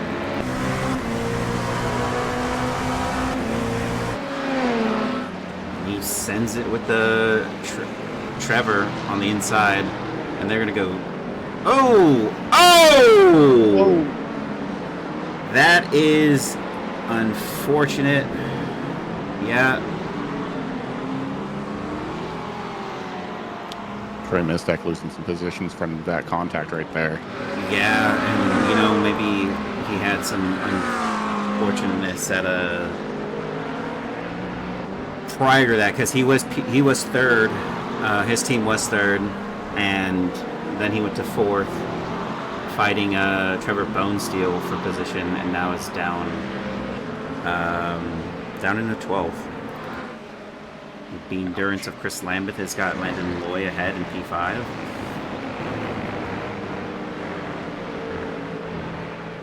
Also wanted to point out, every driver in the GT3 category has been passed by the leader. They are now a lap down, and we still got a few other drivers that will make. William Paisley does just get by Craig Brick for P10.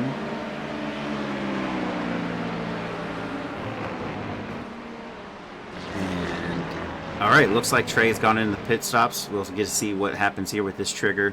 He is the first driver in the LMP2 class besides Echelon Simsport who's crossing the line at the moment on this stint of 26 laps.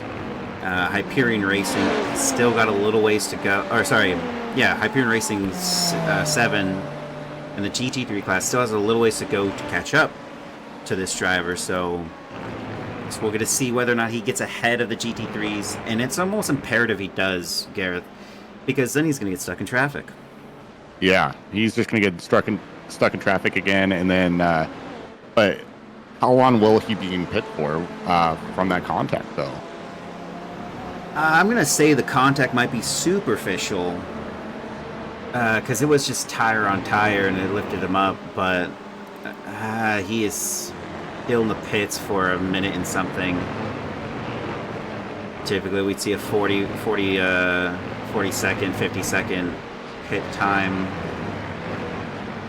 All of these drivers in the GT3 class are passing him now. For the moment, they'll have to repass. 6-minute repairs. Yikes.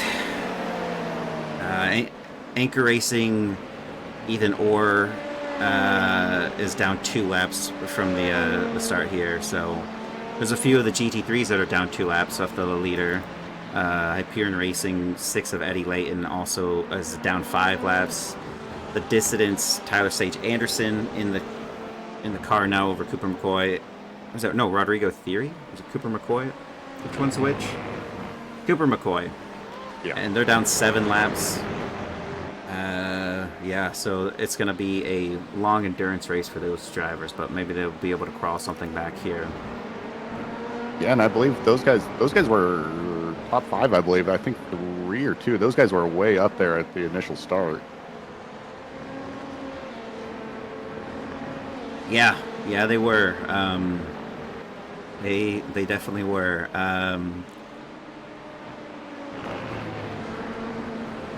Joshua Grosso has kept it pretty tight to Elliot Burton here. He's only been half a second off of him.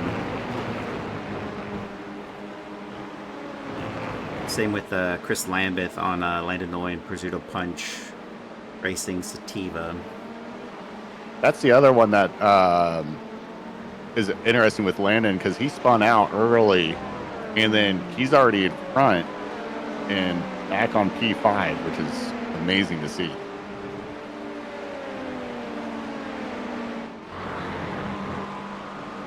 Aaron Myers. Oh, Matt Benson is getting back in the car for Valhalla. They have already gone in the pit lane. So he's triggered...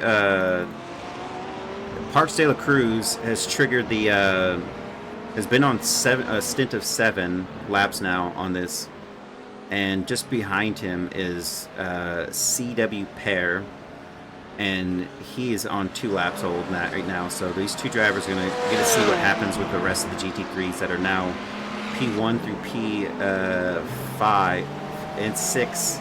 No, P1 through 6 are going to have to make their moves. One of them exiting is Matt Benson. He's been passed by Parks De La Cruz of 212 Racing, and so the undercut worked for Parks De La Cruz at the moment. We'll probably catch a couple more of these drivers. I guess we'll see shortly whether or not some of these drivers go in. Appearing Racing 8 has Ryan Otis, Cone Killer Racing Orange, ahead of him. Now that wasn't. I think that was always the case. No, I don't think it was. It's been a long race. He's okay. Yeah, he's down 2 positions now. 1. He retakes P2. They have been battling out for P2. It just Ryan Otis has got some speed under him because he's caught up to Shane Larson when Trey Missack was 3 seconds off, and was able to pass him. Maybe Trey had a mistake. I'm not sure, but he did go to 4th under what I would consider unusual circumstances. I didn't even see him looking like he was going to get passed or anything. Yeah, it looked a little goofy, but yeah, he was able to make that happen. But yeah, those two it seemed like they were close. They've been battling out. Same with Elliot Burton, Joshua Caruso behind, and then coming up on Brandon. Look at that. Parks De La Cruz passing Matthew Wyckoff of Cruzeiro Punch Racing Indica. Goes up to P3 and on Matt Wyckoff, who's just exiting the pits. Look at the difference. It's a 46.4 versus 46.9. Parks De La Cruz now finding himself in the top 3 when previously he was in the mid to backfield after some initial safety car, let's say malarkey. Best way to describe it? Yeah.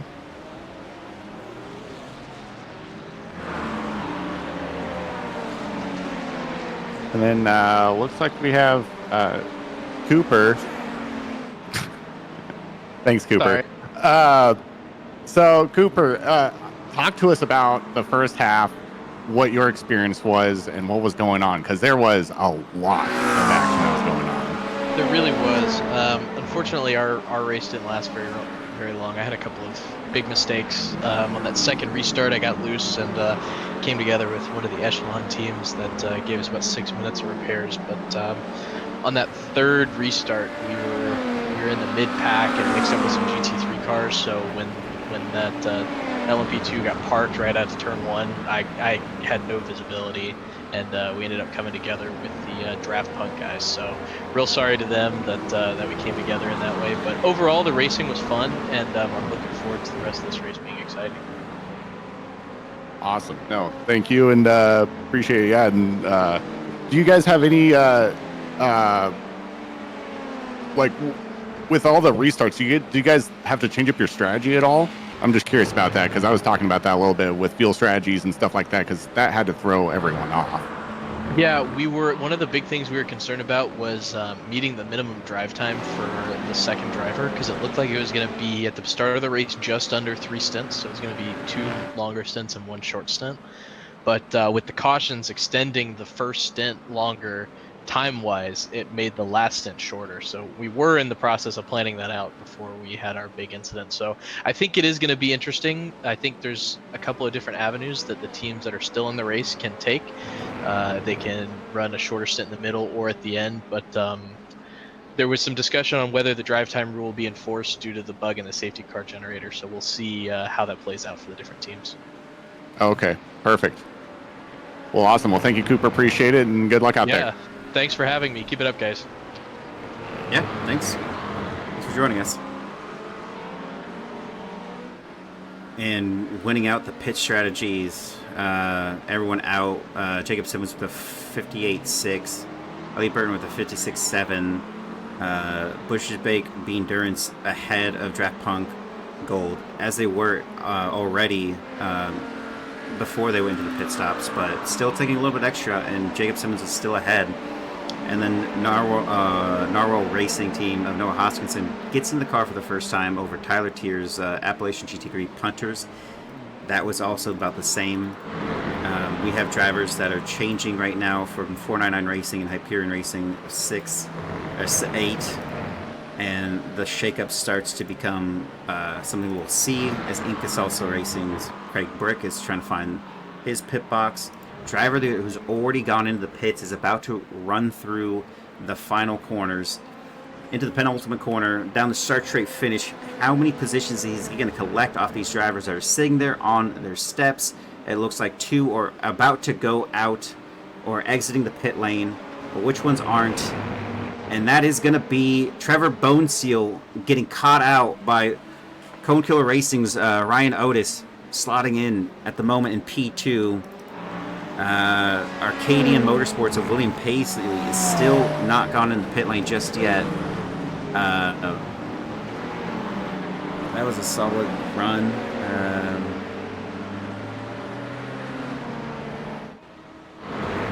And Kyle Bastos joins the Incasalsa Racing there. And on the exit, we have Ryan Otis in P2, Ryan A. Phillips in P3. Four Locos Racing, Garrett, this driver actually already went to the pit stops early on.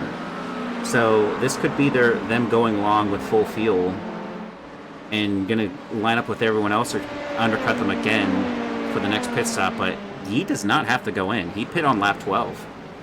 Yeah. So, yeah, he doesn't have to go in yet. So it'll be interesting with their strategy compared to everyone else's, how that will go. But, yeah, I do totally remember those guys pitting in early. And can't fully remember if they had some damage of how long their pit stop was for that initial one. Going back to them, poor Loco, they had a 1 minute and 11-second pit time, but they caught back up with everybody before the safety car ended, so their pit stop was actually null and void. Didn't cost them anything. Well, yeah, there you go. So, I mean, that's a great move right there, and using the safety car for your advantage. Yeah, and Echelon Simsport now only down one position off the start of this race where they started. Shane Larson of Hyperion Racing 8 into 6th position. We're going to see at least one driver of William Paisley go into the pit lane. So this will go from 6th to 5th after they pass that driver. But at the moment, it looks like it's a great move for them. Looks like Trevor Boneseal is going to get ahead of Ryan A. Phillips here before Loco Racing and staying ahead. It's a position gain for him. And no change here. Craig Carroll in Pursuit Punch Racing Sativa in front of Jacob Simmons. This is what it was like with two different drivers in the cars. Two different drivers in each car. And they weren't that close on that first stint. Be interesting to see if Jacob Simmons can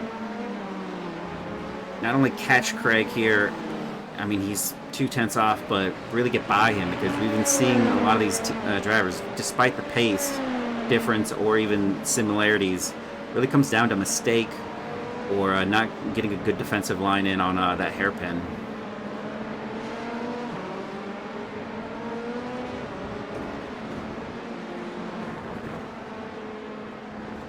And, it's unfortunate we didn't get a ask, but they're only 4 laps down, Uno Dos Tres Racing. So there's still a good chance for them to claw back at least one of those laps back to the LMP2s. But with the GT3s, there's a good chance they'll get 2. I don't think they're going to be passing too many of them, though. Yeah. And then of Mark Foley with us, since you were just talking about Prosciutto Punch Racing Indica team. Mm-hmm. Mark, how was it going out there with the GT3s with that first half for you? Hey, a little bit chaotic. I don't quite know how we survived the 4th restart. I lost count. yeah, I just saw smoke in front of me. Everyone was diving left and right, and then somehow there was just a gap in the middle, and I threw it in, and yeah, got through the other side, and that set us up very nicely for the rest of the stint. The rest of the stint was very quiet, very uneventful, which was nice. Yeah, that's Yeah, good I to bet hear. that was. Oh, sorry. Yeah, No, I bet yeah. that was a nice change, especially from the initial start. Jason, what were you going to say? No, just off of what Garreth was saying, yeah, good to hear. You guys seem to be doing well. Your sister team, are they doing well as well? Because it looked like they were involved in that incident. Did they? I'm sure you guys aren't in the same voice chat, but did they give you any indication after the melee? We're all in the same group, and we're all in the same voice chat, so Okay. I only just got out of the car, so I don't quite know what happened. I know Landon got into a bit of an incident in the first restart at the hairpin, I think. Something with nose damage. But apart from that, I think it's been pretty clean. Of course, on the first few laps, everyone's just taking it super cautiously because of the LMP2 tyres. And I think they're just surviving the first few laps and then carving their way through from there. I think Craig just got in the car, so I think Landon is out Yeah. now, and now Craig's in. Okay, so you don't know, and we did watch it back, but I mean, this has been already like an eventful race. I can't even piece all the memories back myself, but it looked like the Pursuit of Punch Racing or a blue LMP2, dark blue, was involved in suspiciously that. similar one. Yeah, similar if you want to say, was involved. Not I lost their rear. Two almost like pirouettes. I want to say the other team was Unprepared, surprised. I don't know. I think it was the Appalachian G2B punters. I'm not gonna. I'm just speculating here. I know it was a beigeish green car and a blue car. That's what I thought I was looking at, and they both almost pirouetted perfectly. They got back on in working order, but what happened is everyone was reacting around them, and then those people were the ones that actually ended up being like the fodder to the rest of the LMPs coming through, and the GT3s that also were not expecting, cars to be kind of everywhere in that first sector. Sure. Well, we saw it on Sunday, right? The hairpin was a danger zone, and you can't see anything when you come in. It happened to me once in my first stint. I pitched in, turned around the hairpin, and then there was an LMP parked facing the wrong way on the exit, and you just can't see it until you're there. So with the LMP2s as well, you have that big A pillar in the way, so there's not much visibility in the prototype. So Yeah, gotcha. But what I'm specifically referring to is the after the Nord curve, which is turn 1, on the restart, the GT3s kept pace with the LMP2s on that final restart, and two of the LMP2s lost their rears, cold tires. It happens, but then everyone else reacting caused just a melee of cars. And as you stated, you found a gap and went for the gap, and you got through the gap, but I think the initial people that caused all of this carnage got away scot-free, or at least I think that's who got away scot-free. And if it wasn't them that got away scot-free, and there's still one of the teams that are in the backfield that is not scot-free, then I apologize. That's how I remembered it, in a way. Yeah, I mean, there's a few big names. Austin, Chris Chitterling, I saw both left. That sucks for them because they're always fun to race with, and I felt like we were on similar pace. I was looking forward to slugging that out, but yeah, I mean, I get the GT3s could have left a little gap, but the safety car length was also changing, so I think they wanted to just be as close as possible, and then we were 1 to green, and yeah, that didn't help, I'm sure, but... Final question for myself, Garreth. I don't know if you have anything, but you have Matthew Wyckoff in the car right now. You know the pace of Parks de la Cruz. You don't know the pace of his teammate that's going to get into the car, or maybe this is his first and only solo dolo that he's going to do. But with that said, do you think you have the mustard to come back and take P2? Where are we now? Are we in P2 at the moment? You're P3. Oh, okay. Well, yeah, I think our biggest threats in terms of the other drivers, for one of the Valhalla teams, Aaron Myers was behind me. We know he's quick, and I think I got lucky in traffic and managed to pull a big gap over him. So that threat is out. And then Parks, we know, is rapid in qualifying, but the last time we raced him at Sebring, we know he dropped down a bit. So I don't know, I'm feeling quite, I mean, famous last words, I'm feeling quite good about Matthew. I think if he gets the chance to get up behind him, he can get him and pull away. Matthew's going to be in the car for the rest of the race because there was so much safety car. If I did another stint, he wouldn't meet the minimum time requirement. And I wonder if that's the same for a lot of other teams. So, Oh, I see. Yeah. I've got faith he's catching up.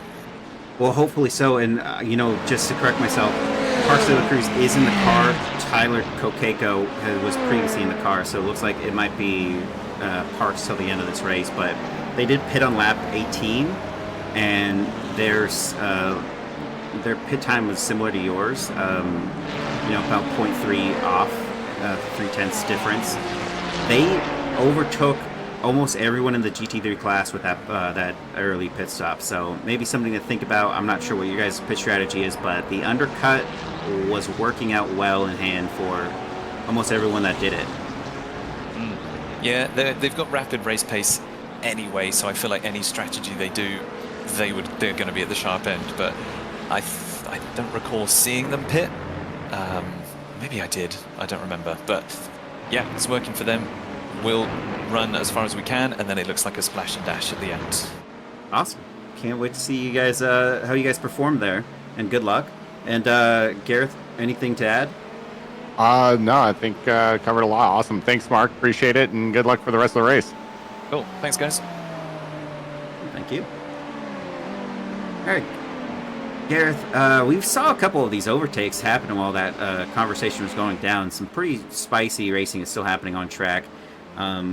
Going to what we were just talking about with Parks de la Cruz and Matthew Wyckoff, they're only 1.4 gap to each other. Gio Gonzalez does have a much more marginal, a bigger one, I should say. It's 6.1 seconds. It's kind of in a race of his own. He's got Matt Benson, the guy that they were saying that they were worried about. Not him specifically, but the team itself, the Valhalla Racing team, Motorsports. They're 7.2 seconds back on that GT3 of Gio Gonzalez. He has not switched drivers, I don't think. It'll be interesting to see if he does. If this is, can they do that solo dolo? I think they're the one team that they can do a solo dolo on this one. So Yeah, so this might be the one that they're using on. I do know I was hearing some whisperings earlier this week that there's going to be one or a few teams that we're going to have to do their solo dolo this week. So this very well could be one of them. And, you know, good thing to see here is Ethan Orr making his way through the pack. He was down 2 laps alongside the GT3s, but he's now going to be passing the GT3s. And, that Four Loco team just went in the pits. Oh, yeah. It's a 27 lap stint for them. And they're going to go down into P11. Inca Salsa Racing's crossing the line, and they're going to take that one as well, so dropping down further. And I would say that Gasparilla Motorsport might get this as well. No, I think he might drop here shortly. And then we have Chris Lambeth with us from Bush's Baked Endurance Racing. Chris, what's been your experience for during your stint? I mean, one of the things I was noticing is you guys started pretty far in the back, but I mean, you guys are currently up 12 positions, and I believe when you got out of the car, you were up 10, which is amazing. I mean, from your eyes, what was kind of going on while you were driving? Lots of cold tire runs because of all those safety cars. That didn't help, which I think in turn helped us actually because, I mean, I had quite a bit of practice on those during practice. So I knew how to handle it pretty well with the cold tires and just people getting caught up on all those safety cars, and safety cars breed safety cars. So that kind of played out into our favor. And then we're running some Ryko setups for the first time, and they're paying off. So it's been fun pushing through the field, and some hairy moments, but we've prevailed. So Yeah, I would say so. I mean, there was a lot of hairy moments out there, and for you guys to be able to claw your way up and currently in 6th position is amazing. yeah, it's one of my better runs, that's for sure. Yeah, Jacob. Question for you. Did you just call me Jacob? Jacob's in the car. Sorry, Chris. Oh my God. Oh, That didn't look good on stream. Oh no. Oof. I That's a big one. take a quick look at that. Shane Larson and 499 Racing of Nick Ebby go into the wall together. That was our P1 and 2 at one point in this race. Yikes, yeah, it looked like he just came out wide and then just touches back in and both just spun out. Ah, well, you know what, Chris, you're not in the car. Gained some spots. Yeah. I'm not sure you're not with your teammate right now, but if he's anything like me, he'd be screaming, "We take those!" Yeah. Oh yeah. And Yeah, congratulations. Every wreck there was, we just kept saying that's ours, that's the free one. That's a position. Up to P4 at the moment in time. That's 14 positions gained. That's got to be a great result there. Sorry for interrupting that interview for a second. Yeah, you're good. Yeah, some things just happen at unopportune times. I do have to ask, are you worried about Elliot Burton in the Draft Punk Gold? He's 2.4 seconds back at the moment. I'm not sure if he's already switched teammates. I don't think he has. I think They haven't switched yet. He was on my stint. I'd be a little bit worried if I was the one in the car still. Elliot's quite a bit faster than me, but with Jacob in the car, they're pretty similar on pace. So I'm hoping Jacob can keep it ahead for the remainder of the race at least. Yeah, I'm trying to see who's his teammate is Peter Flanner. Oh, yeah, that's. I think Peter. I don't know if Peter's even here. Oh, I think Elliot might be doing a solo dolo this run. If this is his solo dolo, then that is going to be, then obviously they have really good pace. So it will probably maybe come down to the end just to see. I'll keep an eye on these lap for lap moves and see what the difference is. Peter's on vacation or something, so it looks like it looks like you guys might luck out a little bit not having Peter get in that car and put in some hot laps. He is a quick driver. It looks like Elliot's running 200s faster than we are right now, so it's gonna be close. That was the one that just came through, but actually I was looking at the cars behind you, so can't wait to see what happens on that one. That's exciting. Garreth, anything else to add? Because you guys have had quite an eventful run, just having been near all the stuff, but kind of keeping it out. I don't think so. I mean, when those safety it's always been interesting to kind of hear everyone's kind of takes with the 3 safety cars that got thrown out. And your guys's, what was your kind of pit strategies for that? Did you guys kind of have one lined up for it, or were you just kind of on the fly of like whatever makes sense? Yeah, just basically push it until I was out of fuel. We didn't want to do anything too crazy, just in case. So just kind of kept it normal and just kept it easy. So you complicate things and screw something up. We did that before on the preseason race where we swapped drivers too late and ended up getting passed by a bunch of people because it took too long to swap drivers. So we just kept it easy, and we're going to keep it as it is right now. So hoping Jacob's going to finish out the race because they can't really swap now, and so hope he keeps everything going. So yeah, perfect. Yeah, I mean sometimes keeping it easy is the best way of doing things. So appreciate you joining us, and good luck on the rest of the race. Thank you.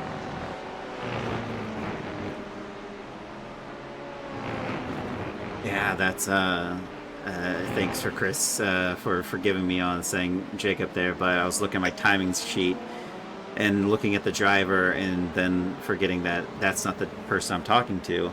It happens. There's a lot going on in this race. People are still getting some passes done. That is just to point it back to that Ryan Otis of Cone Killer Racing. They lead right now, but he has not changed out of this car for what is that? Samuel Otis or Matthew Morthart. Matthew Morthart was the entry for the other Cone Killer Racing that registered himself. I don't think he could register for two different teams, meaning I think this might be the solo dolo for Cone Killer Racing. Yeah, I think you're absolutely right with that. Yeah, that's going to be the only option because I think they just didn't register correctly. And yeah, if that's the case, then Ryan Otis takes this all the way to the end. But if I'm not mistaken, Ryan Otis is the father and his son is Samuel Otis. I believe so. I believe that is correct. And he did this because he wanted to race with his son, and they are using the 499 Racing. I believe they're all friends, the 499 Racing group. That's why they still rep the livery. That being said, yeah, these two, Craig Carroll of Prosciutto Punch Racing, Sativa, and of Appalachian GT3 Punters, Tyler Tier, they are two different classes. It does wait. This driver hasn't updated his livery, but they're part of the pro team. Brandon Renfro and Tyler Tier are part of the pros, so they're two pro drivers in the pro class. Finding out, do you know if any of the LMP2 Gentlemen's Cups are still racing? It's Anchor Racing is somewhere, I think.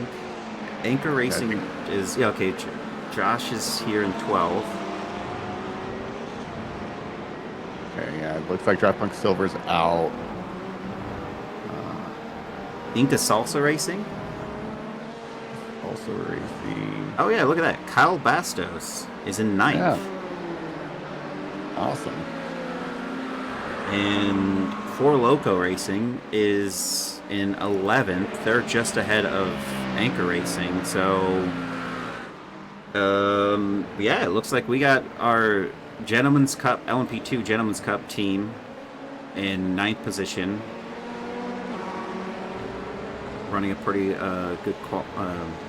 good setup for themselves. And then, at the moment, yikes.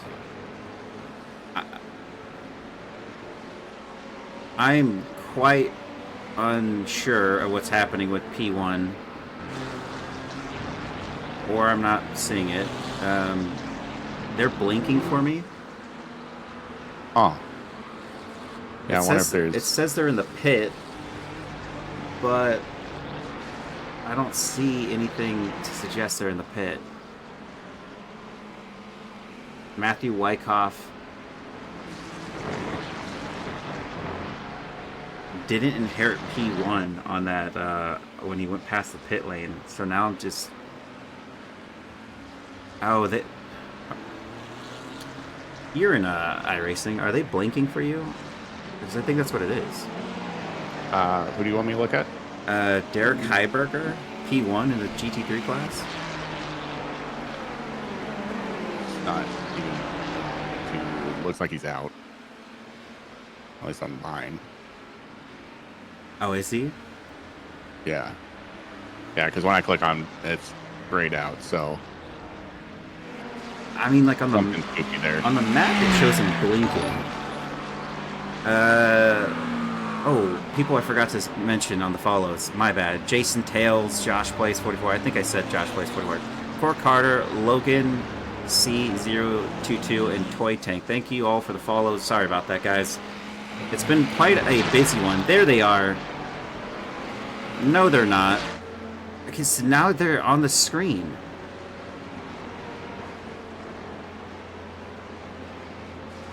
The dissidents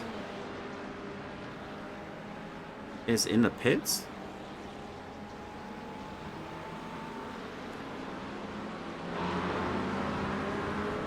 Yeah. I feel like I'm losing something here in this. Okay, so There they are. mine's starting to work now for Matt, so that's interesting. Derek Heiberger, for some reason, was not popping up for over a lap and a half. He is still P1 of Hyperion Racing 7. That was bizarre. Oh, maybe it was because I was still on a delayed run. I was not live. Yeah, he's still blinking. That's the problem. Yeah. Yeah. Tyler Tier and Craig Carroll get through that Parks de la Cruz, who's in P6 at the moment. Well, look at that. What happened there? Parks de la Cruz is back down into P6. Oh, he just went on a new stint. 3 laps on olds. A 3-lap old on this new stint, and that was a 44.6. Hit it on lap 41. But he was up into P2, so I think we'll see a good result for him. And then and I have William Paisley joining us from Arcadian Motorsports. Appreciate your patience. Tell us a little bit about your stint in the race and what's been going on. Oh, well, is it? There it is. Alrighty. Well, it's been an interesting stint, really. We opted to pit on the second safety car just to try to get rid of that final little bit right at the end, but that third safety car kind of messed us up a little bit, so it's looking like we may have to stop just a little early for the end of the race. But yeah, we're a little bit out of sequence here, but I think our last pit stop is going to be significantly faster than everyone else's. So it should be pretty interesting coming into the last laps for us. We're definitely not where we're showing right now. I also wasn't expecting the fact that we were going to have to start behind all of the GT3s, so that kind of threw us a little to the side as well. Other than that, I mean, it's been pretty smooth sailing. We had a really long battle with what was that car? The 96 of Inca Salsa Racing. Me and Craig were having a bit of a battle there. Eventually, kind of just had to make the final move there, and then we led a few laps, which is fun. I think we should be leading a few here in just a minute when everybody else starts pitting again, and yeah, it's been interesting for us. Yeah, I think it's been an interesting race for everyone, but I mean, it seems like you guys are doing pretty solid, especially in P6 right now, and then being able to get through a lot of those challenges. Yeah, we had a little bit of a touch with another one of the GT3s at one point. What was it? It was right after that second restart. It seemed like the GT3 basically stopped at the not the hairpin, but was the entry into sector 3. So right after the second straight. Yeah, I think that's Sachs turn 12, I believe. It's like a not a slowish left-hander. It's just there's still trying to. Yeah, the GT3's just taking it a little slightly slower than the LMP2s there. Oh, for sure, but he was down to 20 miles an hour. So yeah, that didn't on its own trigger the safety car. Looking back at it, is what happened is 2 of them went off, fully stopped, and then 2 others further up went off track at the same time, which 4 off track kind of rounded out its requirements for it to trigger that safety car. But it looks like you guys are doing a great there, back on track in 6th. You did have to battle through those GT3s initially after the second safety car. Were you at all part of the having to navigate the melee on the third restart, or were you guys out of that completely? Oh, absolutely. It was like the movie Cars, where Lightning McQueen just weaves through all the crashing cars. Mm-hmm. Yeah, that was me. Let me see if I can find it. I think it was lap 11 for us. Wait, no, it's not lap 11. What lap did they all kill each other? That would have been Uh, 12, 13, 14, something along those lines. Yeah, it looks like it would have been 14. Yeah, lap 14. We really kind of had to just like make our way through it. We saw the crashing cars, and I was just trying to find kind of a hole, and got pretty lucky because it looked like the GT3s all scattered. There was a couple of them that almost spun each other. It was very hectic. Yeah. That said, you already talked about your stint being a little off. Is it going to be worrisome when we get closer to the end of this race because everyone's triggered their new stint at the moment? We got Cone Killer Racing, who was leading this race, and Echelon Sim Sport also leading the race for a little bit, and then Great Underdog Racing also been pretty well in hand in third. Now they've also triggered theirs. Are you going to try to extend that, as you were saying earlier? This race will end up being a two-stop no matter what. They pit with about an hour left to go, so they're definitely going to have to pit again, and so are we. But we're looking at taking significantly less fuel, so I'm expecting to be probably ahead of the guy in third, which would be Elliott at the moment. Okay. That's what we're looking at there. Our biggest concern right now is getting the minimum run time in for everybody. Since we're doing a three-man operation for this, it's a little close on that. We're still checking on a few things with that, but overall it should be okay. We're just gonna have to make sure that he gets in and does about 10 laps, give or take, and then it'll be fine. But yeah, overall, I mean, it's been relatively smooth sailing, aside from getting a little bit held up by the 96, but that's racing. He gave us a good fight, and it was fun to do. Absolutely. Thank you for joining us. Garreth, anything to add? No, I don't think so. Awesome racing out there, and good luck to you guys for the rest of the race. Appreciate it. It should be pretty interesting for us when we get down to it. Yeah, absolutely. Thanks, William. Appreciate it. No problem. Have a good one. And yeah, while that was going on, apparently there's something that happened with Draft Pump Cole. I mean, Elliott's. I think he went into the pit lane and then didn't stop, or I'm not too sure, but with the almost 12-second gap between him and Jacob Simmons now, not exactly sure what happened. maybe he just spun. Got turned by a GT3. Oh yeah, he's gonna be losing out a little bit of time there. Oh, here we have it.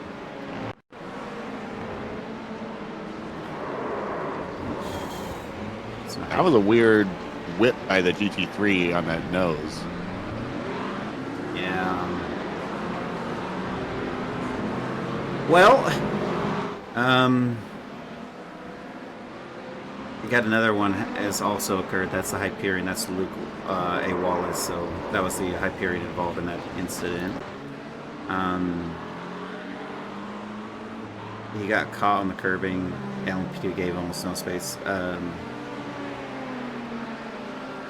Yeah, it looked like they were really close.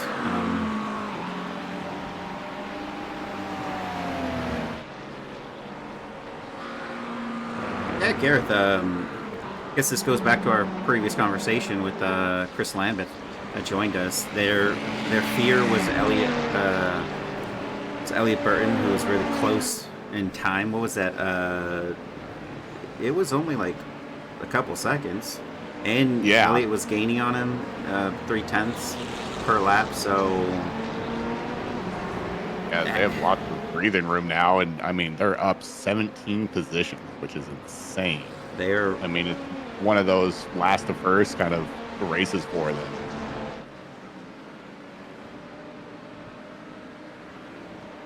Yeah, and with that in mind, Cone Killer Racing, Orange, The gap is 28.4 seconds. So the drivers in P1 through P5 are going to pit again. And Cone Killer Racing, Orange, is going to be well within that gap to retake P1 when they do go for the pit. They pit on lap 47, it's lap 54, and all 5 of those drivers are going to get caught out by this this driver right here, including Inca Salsa Racing Kyle Bastos, who's only 35 seconds. Might also get taken by Great Underdog Racing and Echelon Simsport, who's also running higher on that one. And Parks de la Cruz is now up in the 3rd position on the GT3s with Matthew Wyckoff 12.4 up ahead of him. And Matthew Wyckoff is actually on a new stint here, so just pit, 36 seconds out. And Hyperion's Racing, he's 24 seconds back on Derek Heiberger, who's now with us again.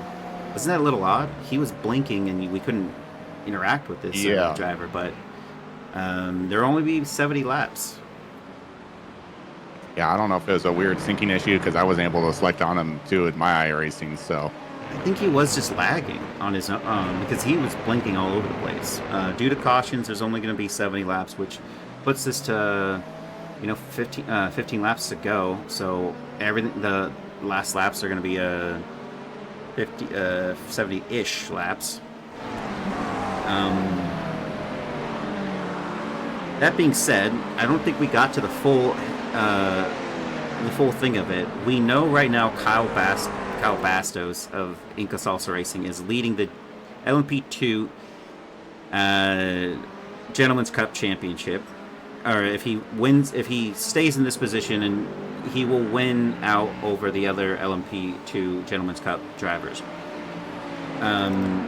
Craig Carroll is getting awfully close to Tyler Tier in the GT3 the Appalachian GT3 Punters.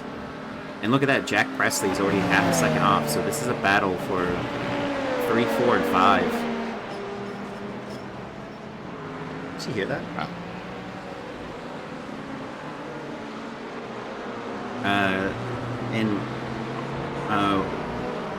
Wait. And Garreth, I think we're still good. Whoa, that was a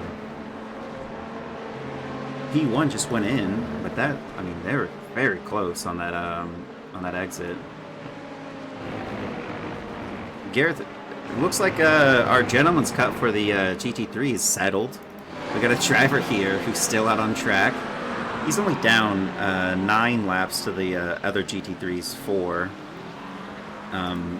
But Matthew Wyckoff can inherit P1 for the Pro Series at the moment. It may not go down to that. I was actually using the wrong math. What the LMP2s are doing is going for 40-something, 55-second stops. The GT3s are only in the 30s. And Parks de la Cruz did a 44.6. And Derek Heiberger is coming out right now. Well, where's that put Matthew Wyckoff? In contention to lead out. He's got more speed. And there we have it. We see a change in the P1 for the pros.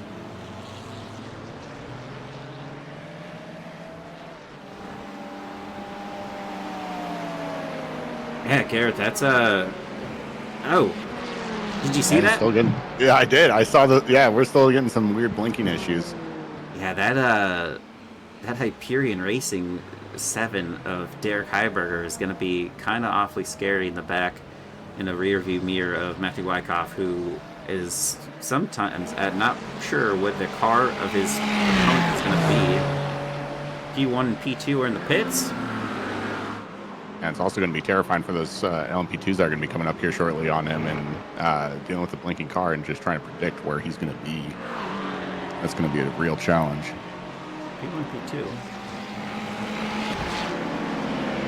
I'm not sure which drivers you're saying are in the pits.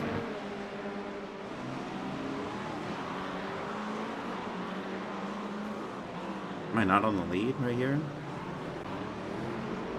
LMP2, they just boxed. Oh. Yeah, Jacob Simmons. Bush's Baked Bean Durance is up 13 positions. By no means were they going to hold on to P1. Their pitch strategy was not similar, was a little on the overextending.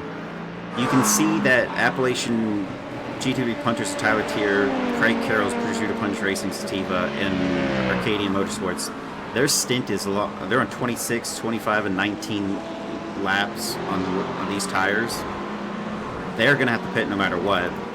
This driver, Samuel Otis, almost no chance he pits. He pit on lap 47, did a 52.6. He's going straight to the end, and he was leading this race by over, I think it was, correct me if I'm wrong, Garrett, but it was like 8 seconds to all the battles that were happening. Yeah, I believe so. And look at that. They're all coming in, with the exception of Craig Carroll. So there goes Samuel Otis comfortably taking P2 back, with Tyler Tier also in the pits. Kyle Bastos has not pit himself, but a driver that has pit, Alex Warkus of Great Underdog Racing. Kind of a sleeper, if I'm going to be honest. They've been in a lot of these battles throughout this race, but I've never once, like, I've said the team name, but I don't know who the other driver was that was also racing. They've been pretty impressive. Trevor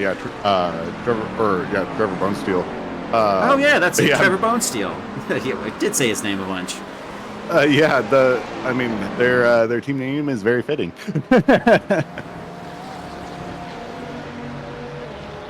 And the blink wasn't good enough.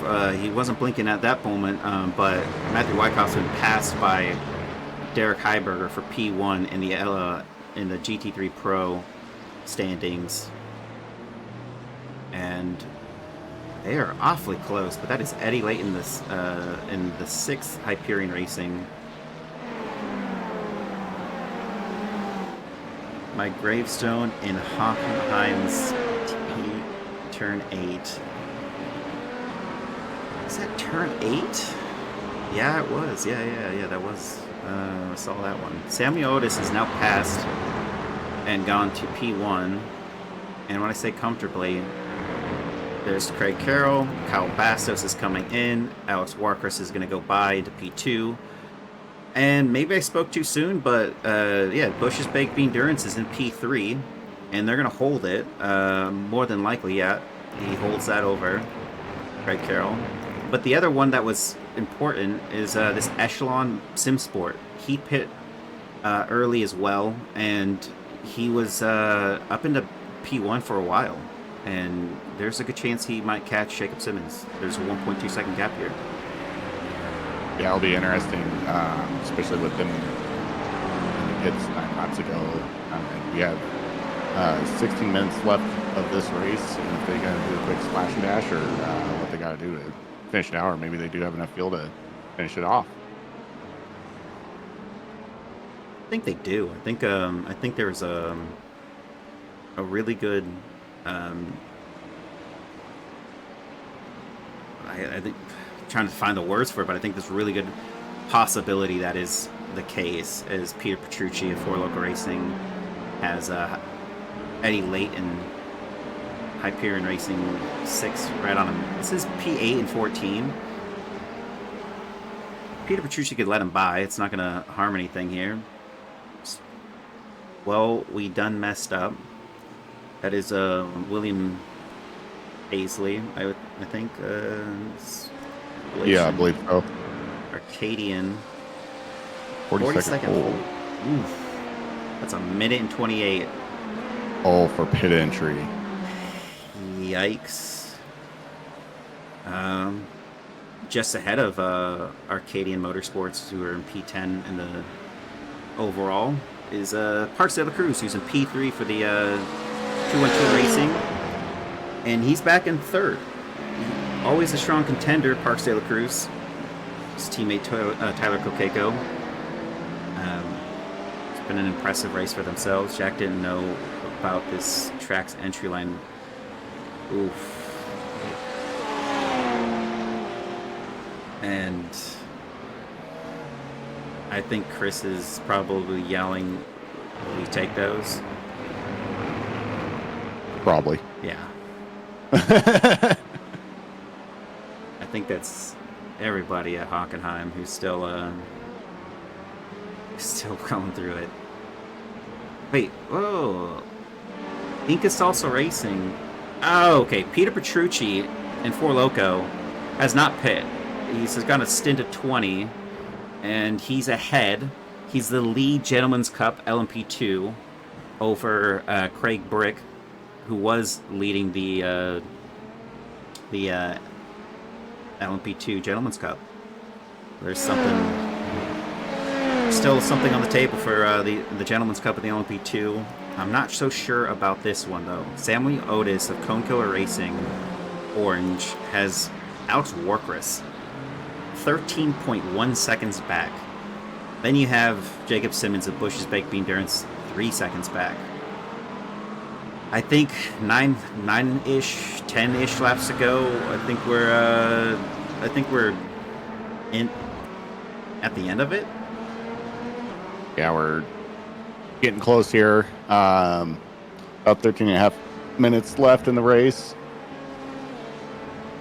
All because of some spicy safety car stuff happening. And you know what's funny is when we did this at Sebring, we only got the one safety car, and even though like stuff happened after that safety car, it was never enough to trigger a second one, which was the more impressive thing that occurred from that race. 3 in a row. Who would have thought? 3 all off the restart.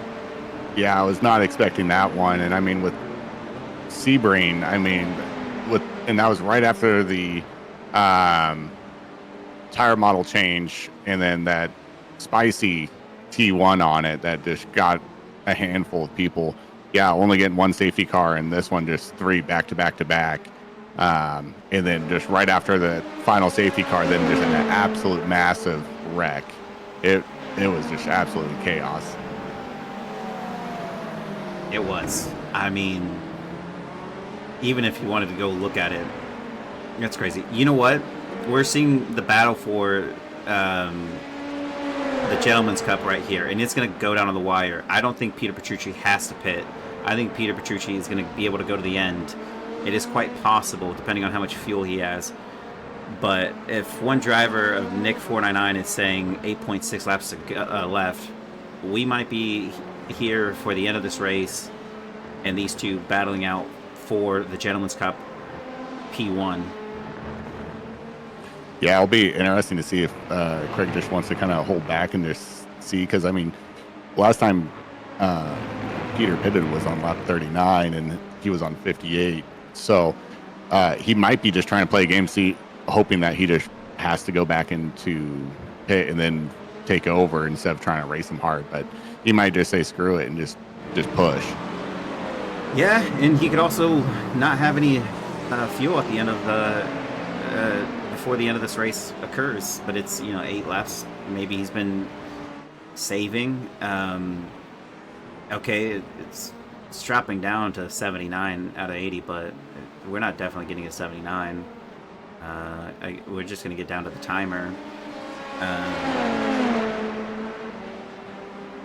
If you wouldn't mind, Garreth, I'm going to have you just be the one that's talking about it all. These two are in a stand-up fight. I just need a quick second to do something. Yeah, not a problem.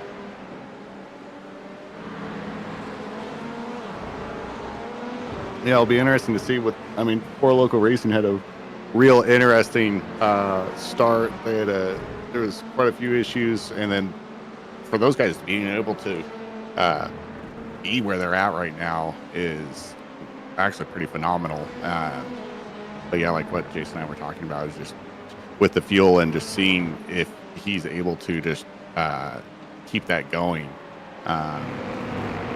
all the way till the end. We're just about at 10 minutes left till the end of the race right now.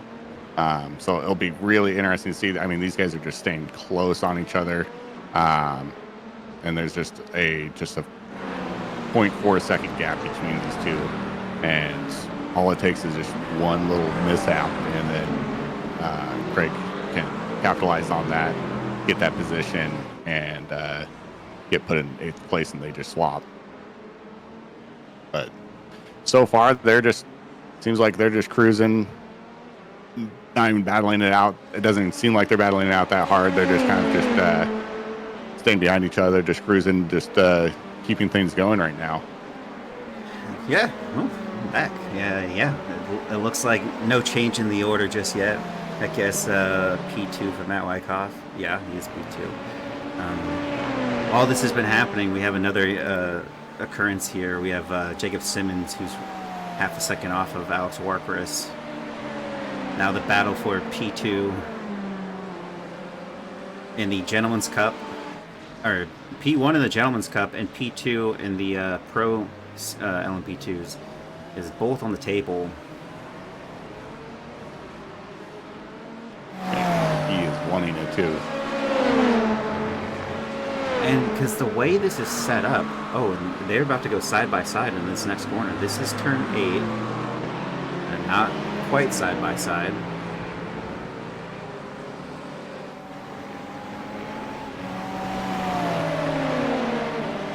Yeah, he is just right on his bumper, and he's just trying to find something for Alex to either make a mistake or just to being able to capitalize on one of these turns or something that he can just be able to wiggle through.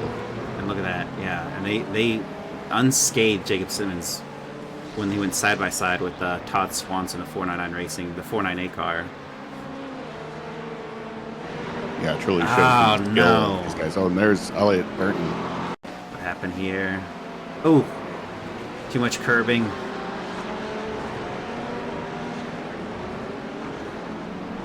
Not too much loss. He's only lost a couple. He's down to P6. He's still up 4. Unfortunate. Someone is about to get... Oh.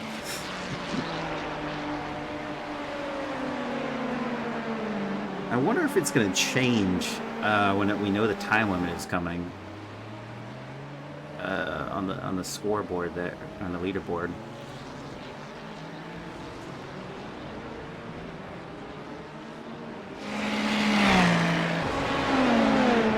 Just briefly, we still got drivers that are still on, not on the main lap, but they're ahead of the GT3s at the moment. We have Anchor Racing's Joshua Abbott Salazar, Gasparilla Motorsports of Sean Gerd in 11th, and Ryan Haman in the Arcadian Motorsports. Unfortunate for that team, having that stop and go.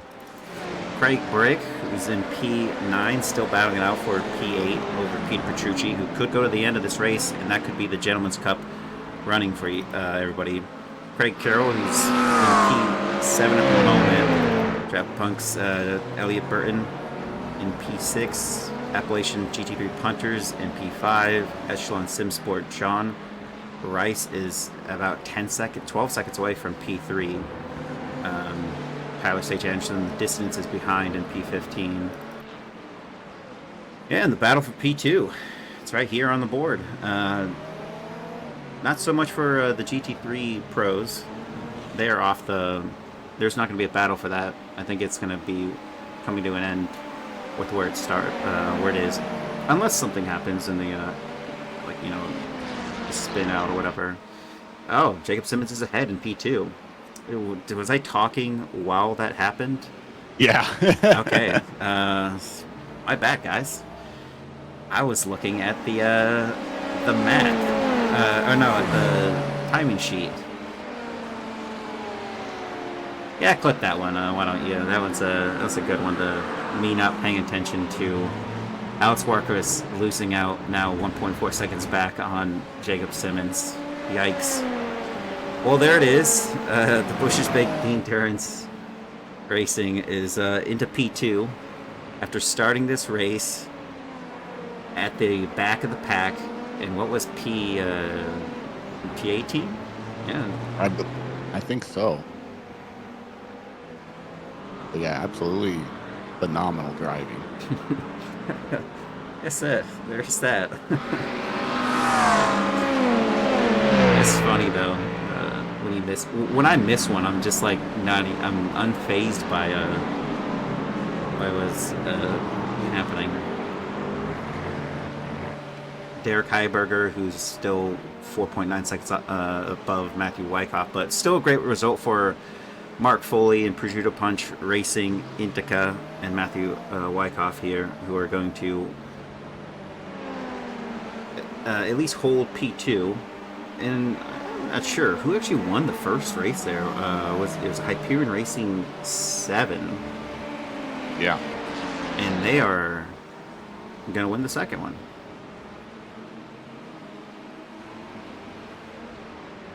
SRT Esport is down in the 5th. They were in second on that first race. Hyperion Racing 9 is 8th. Yeah, but Luke Wallace had that incident that with the other driver, and yeah. Good news for Uno Dos Tres Racing in the overall order. They are clawing themselves back through the GT3s.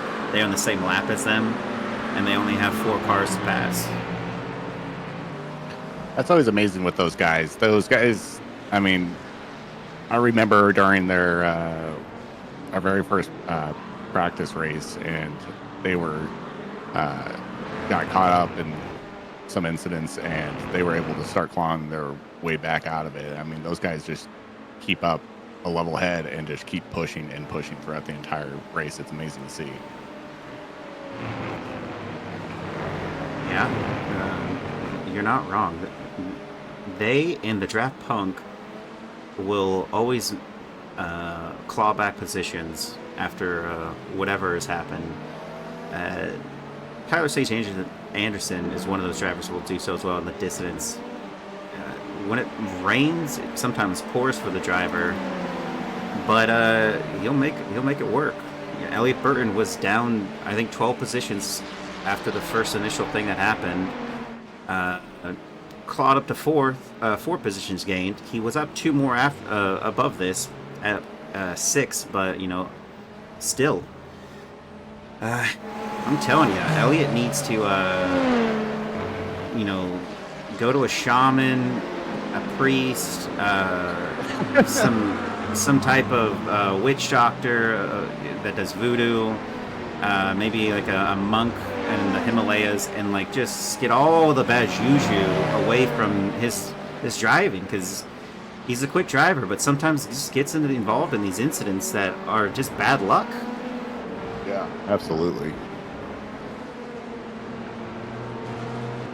And as it stands on the board, we only have we have a battle on our hands. There's only one on the grid right now that is battling it out, and that's SRT Esport of Caleb Lehman. I haven't seen this driver before, or Aaron Myers. I haven't seen him on the board. Justin Scott really loves Tyler Sage Anderson. That's a weird thing you would say on Twitch chat.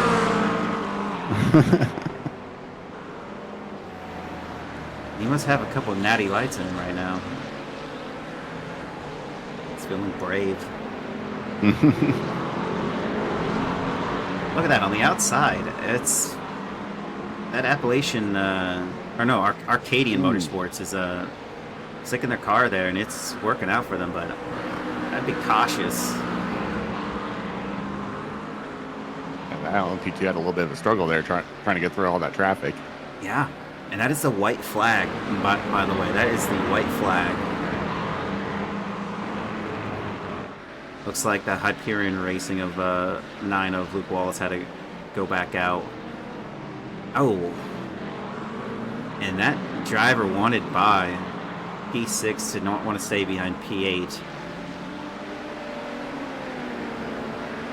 Is this the move for Valhalla Motorsports, Aaron Myers? And look at him, he's taking him all the way to the defensive line.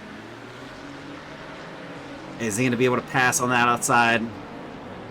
He hits the curbing, goes slow, and who's got the power down? He makes it slow for both of them. It isn't over just yet, though. Looks like Aaron Myers is going to try to swing it here. This is... Oof.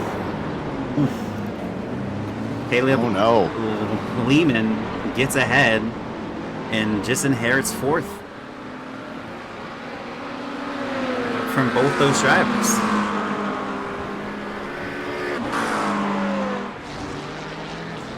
And just ahead is Cone Killer Racing of Orange,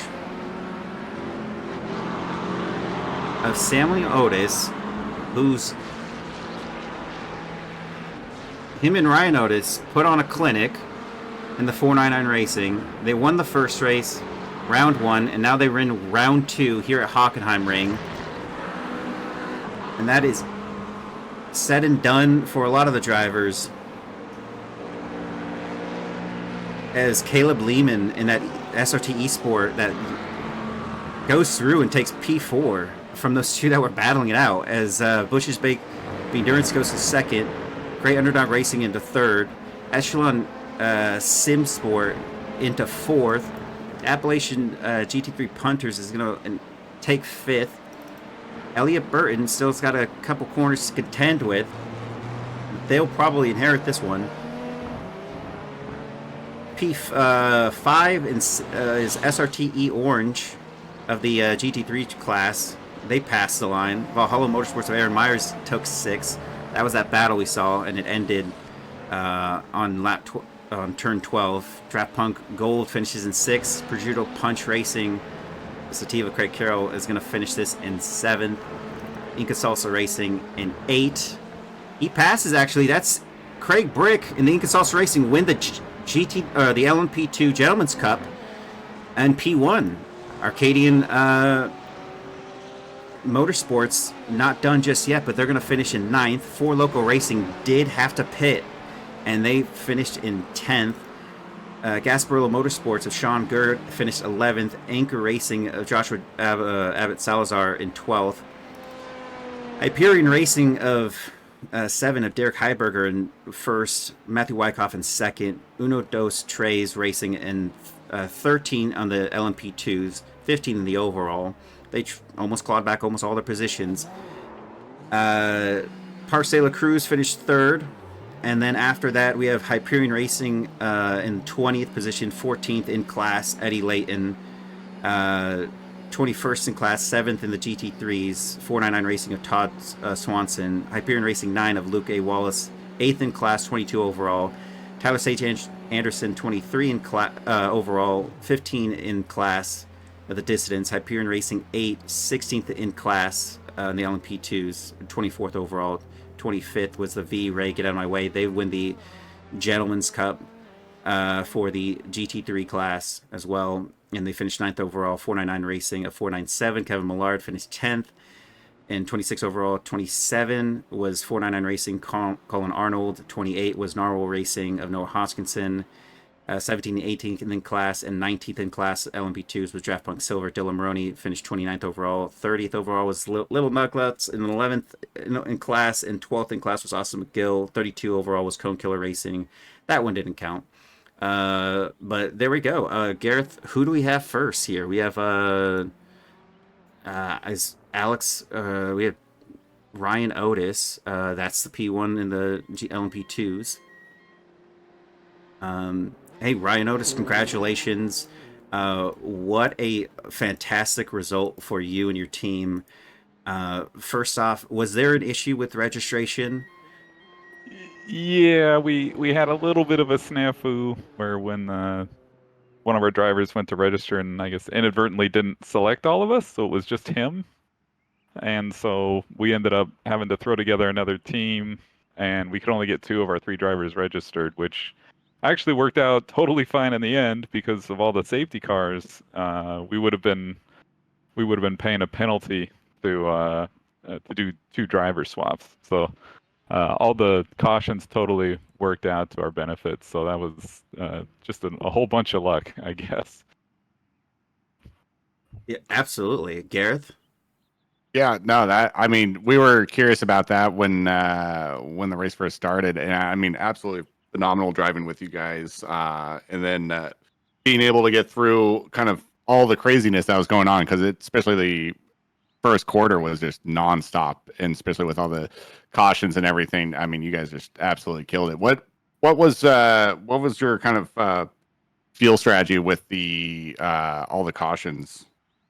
Yeah, so I knew, I mean, obviously I knew it was going to toss a little bit of a wrench into everything. And the main concern there is that with the driver swap time, you got to make sure that you stagger the fuel so that you're taking enough fuel on the stop where you're swapping drivers to where you're not waiting on the driver swaps. So that was kind of the main strategy. So on my first stop, I short fueled a bunch just to be sure that the second stop would be long enough where we wouldn't be waiting for the driver swap. And then all those cautions, we just got so lucky, just missing several wrecks and then taking a few opportunistic spots. And then there was a big gap to the leaders because of all the chaos. And then the caution just brought it all back, and then it happened again. Picked up a couple of spots, and then the caution brought the leaders right back, and so that's how I ended up just kind of lucking my way into P3, and then we could just kind of race it out from there. Yeah, congratulations, and also adding on season in round one, you guys won that one, or no, the 499 team did, but you guys were close. So I can't wait to see how that's gonna. You guys were third, I think, in that one, so can't wait to see you guys kind of battle those 499 guys on the next run. Yeah, a good group of guys to race with. So looking forward to the rest of the season. I think it'll be fun. Yeah, and props to Samuel as well. I mean, put in a hell of a stint those last couple runs, and I mean, you guys really pulled out a pretty marginal gap to everyone else. Yeah, he did a great job. I mean, he was killing it. So he put in the work and did a great job staying safe and bringing it home. Yeah, well, thank you for joining us, Ryan, and congratulations again on that P1. It's got to feel really good. Yeah, great. Thanks, guys. Mm-hmm. Yeah, thank you. Appreciate it. We'll get Derek Heiberger we'll do the GT3 Pros. I forget who's in Derek Heiberger's team. Alex Crusoe. Alex Crusoe. Okay, we'll do them. And congratulations, guys. P1. That's got to feel really good. Looked like Matthew Wyckoff's team had you guys on the run for a little bit of it, but I mean that probably was no sweat to you guys. You ended up finishing out pretty significantly ahead in the ahead of your rivals in P2. Yeah, I mean it was an exciting race for sure. We had a bit of an issue with the fueling there on that last stop. I think we spent maybe 20 seconds too long in the pits. So anytime that happens, it's going to get a little interesting with the rest of the traffic out on the track. So we were just happy to come out that close behind P2, and we knew we had the pace to get by him relatively quickly. Derek has been killing it all week, so I just knew it was a matter of time before he got past him. Yeah, not only that, was there any issues you guys thought about with your connectivity? Because we did notice, Derek was blinking a little bit at one section of the stint, but then it kind of like resolved itself as the race continued onward. It was definitely a worry. I actually had someone out to try to fix the internet recently because I was having blinking. It's been fine for the last week and a half, but obviously I need to give it a little bit more work. Yeah, no, great that it worked out for you. I mean, it was a great final stint. You really put it together, as well as you, Alex. Overall, any issues that you saw in the GT3 class? Were you part of that melee when the restart happened on the final safety car? Yeah, I mean, I took all 4 of those race starts, which was pretty stressful for the first stint. So it just felt like we got thrown back into the carnage over and over and over, which is always a little difficult to get into a rhythm with. But we were fortunate that we were able to keep it clean through all of the mayhem and just keep driving our race. Yeah. Well, congratulations. It was hey, you got past it while others didn't, and you guys were able to keep it very clean. Hopefully there was no real issues with the LMP2s. I know other people had some collisions that, minor stuff. Some were a little bit more major, but ultimately you were able to show the other GT3 pros you guys had what it takes to stay ahead and keep it ahead for the end of that race. It's got to feel pretty good in that regard. And also, I think wasn't that your guys' didn't you win the first race as well? Yeah, we did. Yeah. So can't wait to see if you guys can put that into a hat trick. Yeah, seriously. Yeah, we're curious to see it too. We won't make any assumptions. I think our sister car was pretty close on pace today, but unfortunately they got into an incident with another GT3 early on in the race, so we missed out on that battle. But I'm sure they'll be bringing it strong for the next race. Yeah, I can't wait to see what happens, and I'm excited. It's going to be a great race. I think the safety cars really sauce up this a little bit more than it needed to be, but at least you guys were all there, unlike in Sebring, which was a little bit more scattered out. There's a lot more competitive battles that were happening through those first couple stints. It's just like on the final stint just seemed like everyone was in their own comfort zone. Yeah, Derek was in the car for that last stint there, and he was certainly very comfortable out on track. It was a bit of a bummer that we had that fuel issue, because I think he would have gone out and set a pretty dang fast race lap. So we'll have to save that for the next race, and I'm sure he'll raise some eyebrows then. No, it was awesome watching you guys, and yeah, phenomenal racing overall. Yeah, thank you very much. Yeah, well, Yeah, thank you. guys. Appreciate the broadcast. Big shout out to Hyperion Racing. Big shout out to our sponsors, Tam Livery, who's done all our paints, and the Sim Gaming Expo that we're partnered with, coming up in September in Chicago in 2025. So we're looking forward to that, and we'll be talking about that all season long. Awesome. Well, I'm sure we'll see you in the booth to talk about that again. Thanks, guys. Sounds good. Thanks, guys. Yeah, thank you.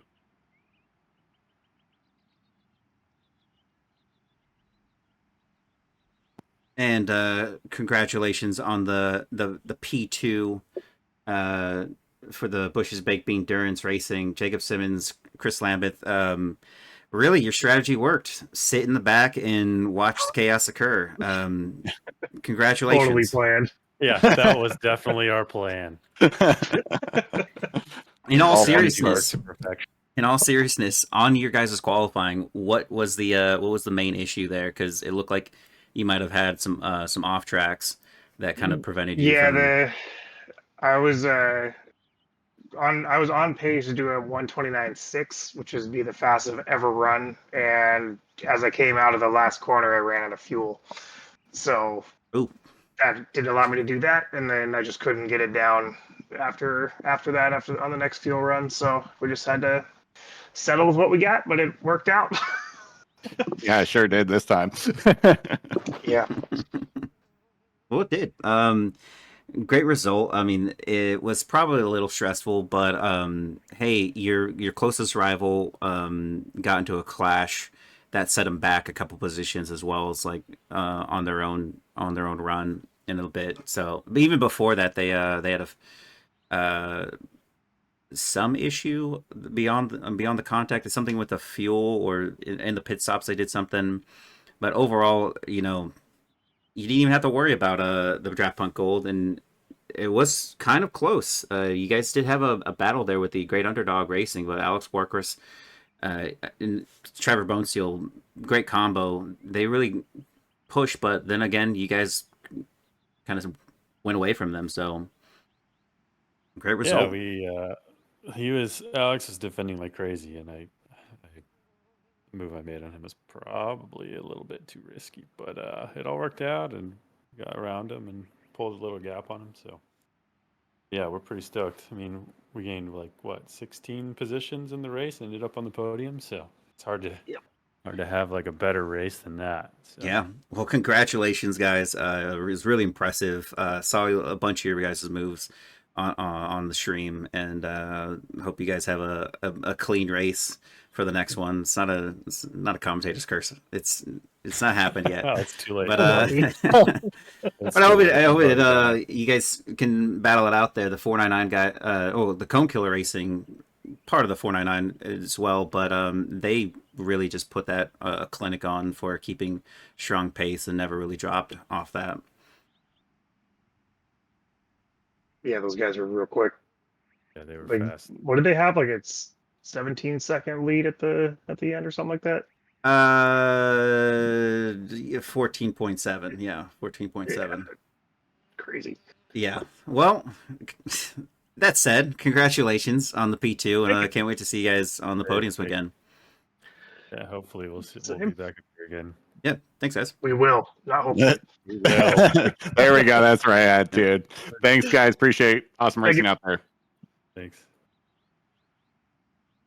And 1 second. Gonna pull these guys in. That's something. Lars Highhouse, Tom Smith, CW Pair, a group that's running 3 drivers. You know, it was already going to be known in the Gentleman's Cup for the GT3 Gentleman's Cup that you guys were going to be P1. But that's not only to say that you guys finished there, but you guys were really impressive throughout the race, really fighting alongside the other drivers. I mean, you did finish ahead of a couple of the other pro class drivers, GT3 pro drivers, that you did fight for positions and defend, and you guys really showed some great pace out there on track. Like your race pace was very strong, and it showed. I mean, getting 9th overall when there's 12. Yeah, the others had some incidents, but you guys still did extremely well. So congratulations to that. Yeah, thank you. It was an interesting one, this one.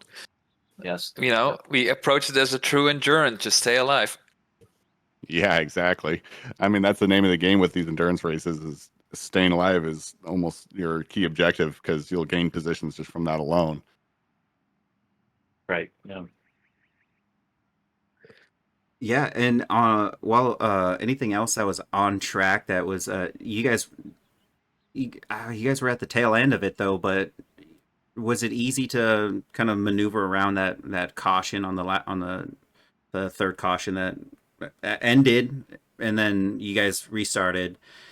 There was just a gaggle of cars that were off track. Was it? We didn't see you specifically, but were you able to navigate that fairly well? Yes, I was driving at the time, and I was impressed with how I was able to dodge all of that without a zero, without any incident points. So, yeah, it was crazy. Just the first stint, how many cautions were thrown, and I was honestly a little bit starting to get a little bit bored of it. And as soon as that third one finished, and I saw the big pile up, yeah, I hit the brakes, and I was able to steer through it. Yeah, and Tom, you also had a pretty good stint as well. You know, I think Hockenheimring in itself is difficult. It's technical. A lot of people probably don't even have the track, but we do have a lot more teams that are signed up. I think the next race is undoubtedly going to get some of these Gentlemen's Cup drivers back in it.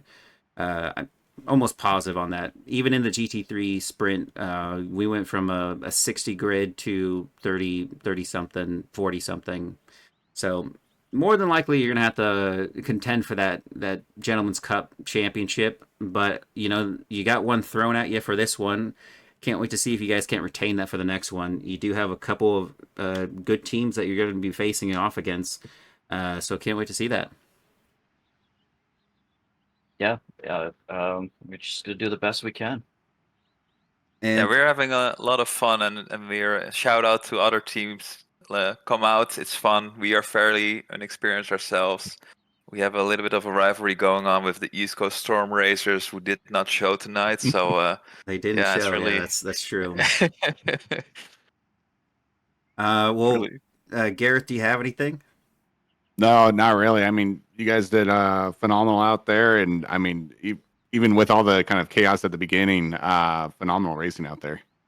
Oh, thank you. Yeah, we did show you on screen. I think I got all 3 of you guys shown. I think you guys were involved in some traffic. You guys have placed your car pretty well in hand. Give our congratulations to CW Pair as well.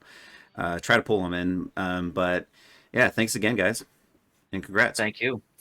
Thank you. Have a good night. Mm-hmm. And thanks everybody. that was the Brooklyn Le Mans Season 1, Round 2 here at the here at the Hockenheimring. Thanks, Garreth Hamm is the co-commentator that was in the booth with me. And thanks to everybody that was talking in stream. It was really exciting race. I kind of wish I could review that carnage, but it's a time for another. Oh, that's for other things. Maybe we'll get a highlight reel of that for the next race. Yeah, that was crazy, and there's just so much action just nonstop going on. It was hard to recap everything that was happening. But yeah, I mean that was one crazy race for sure.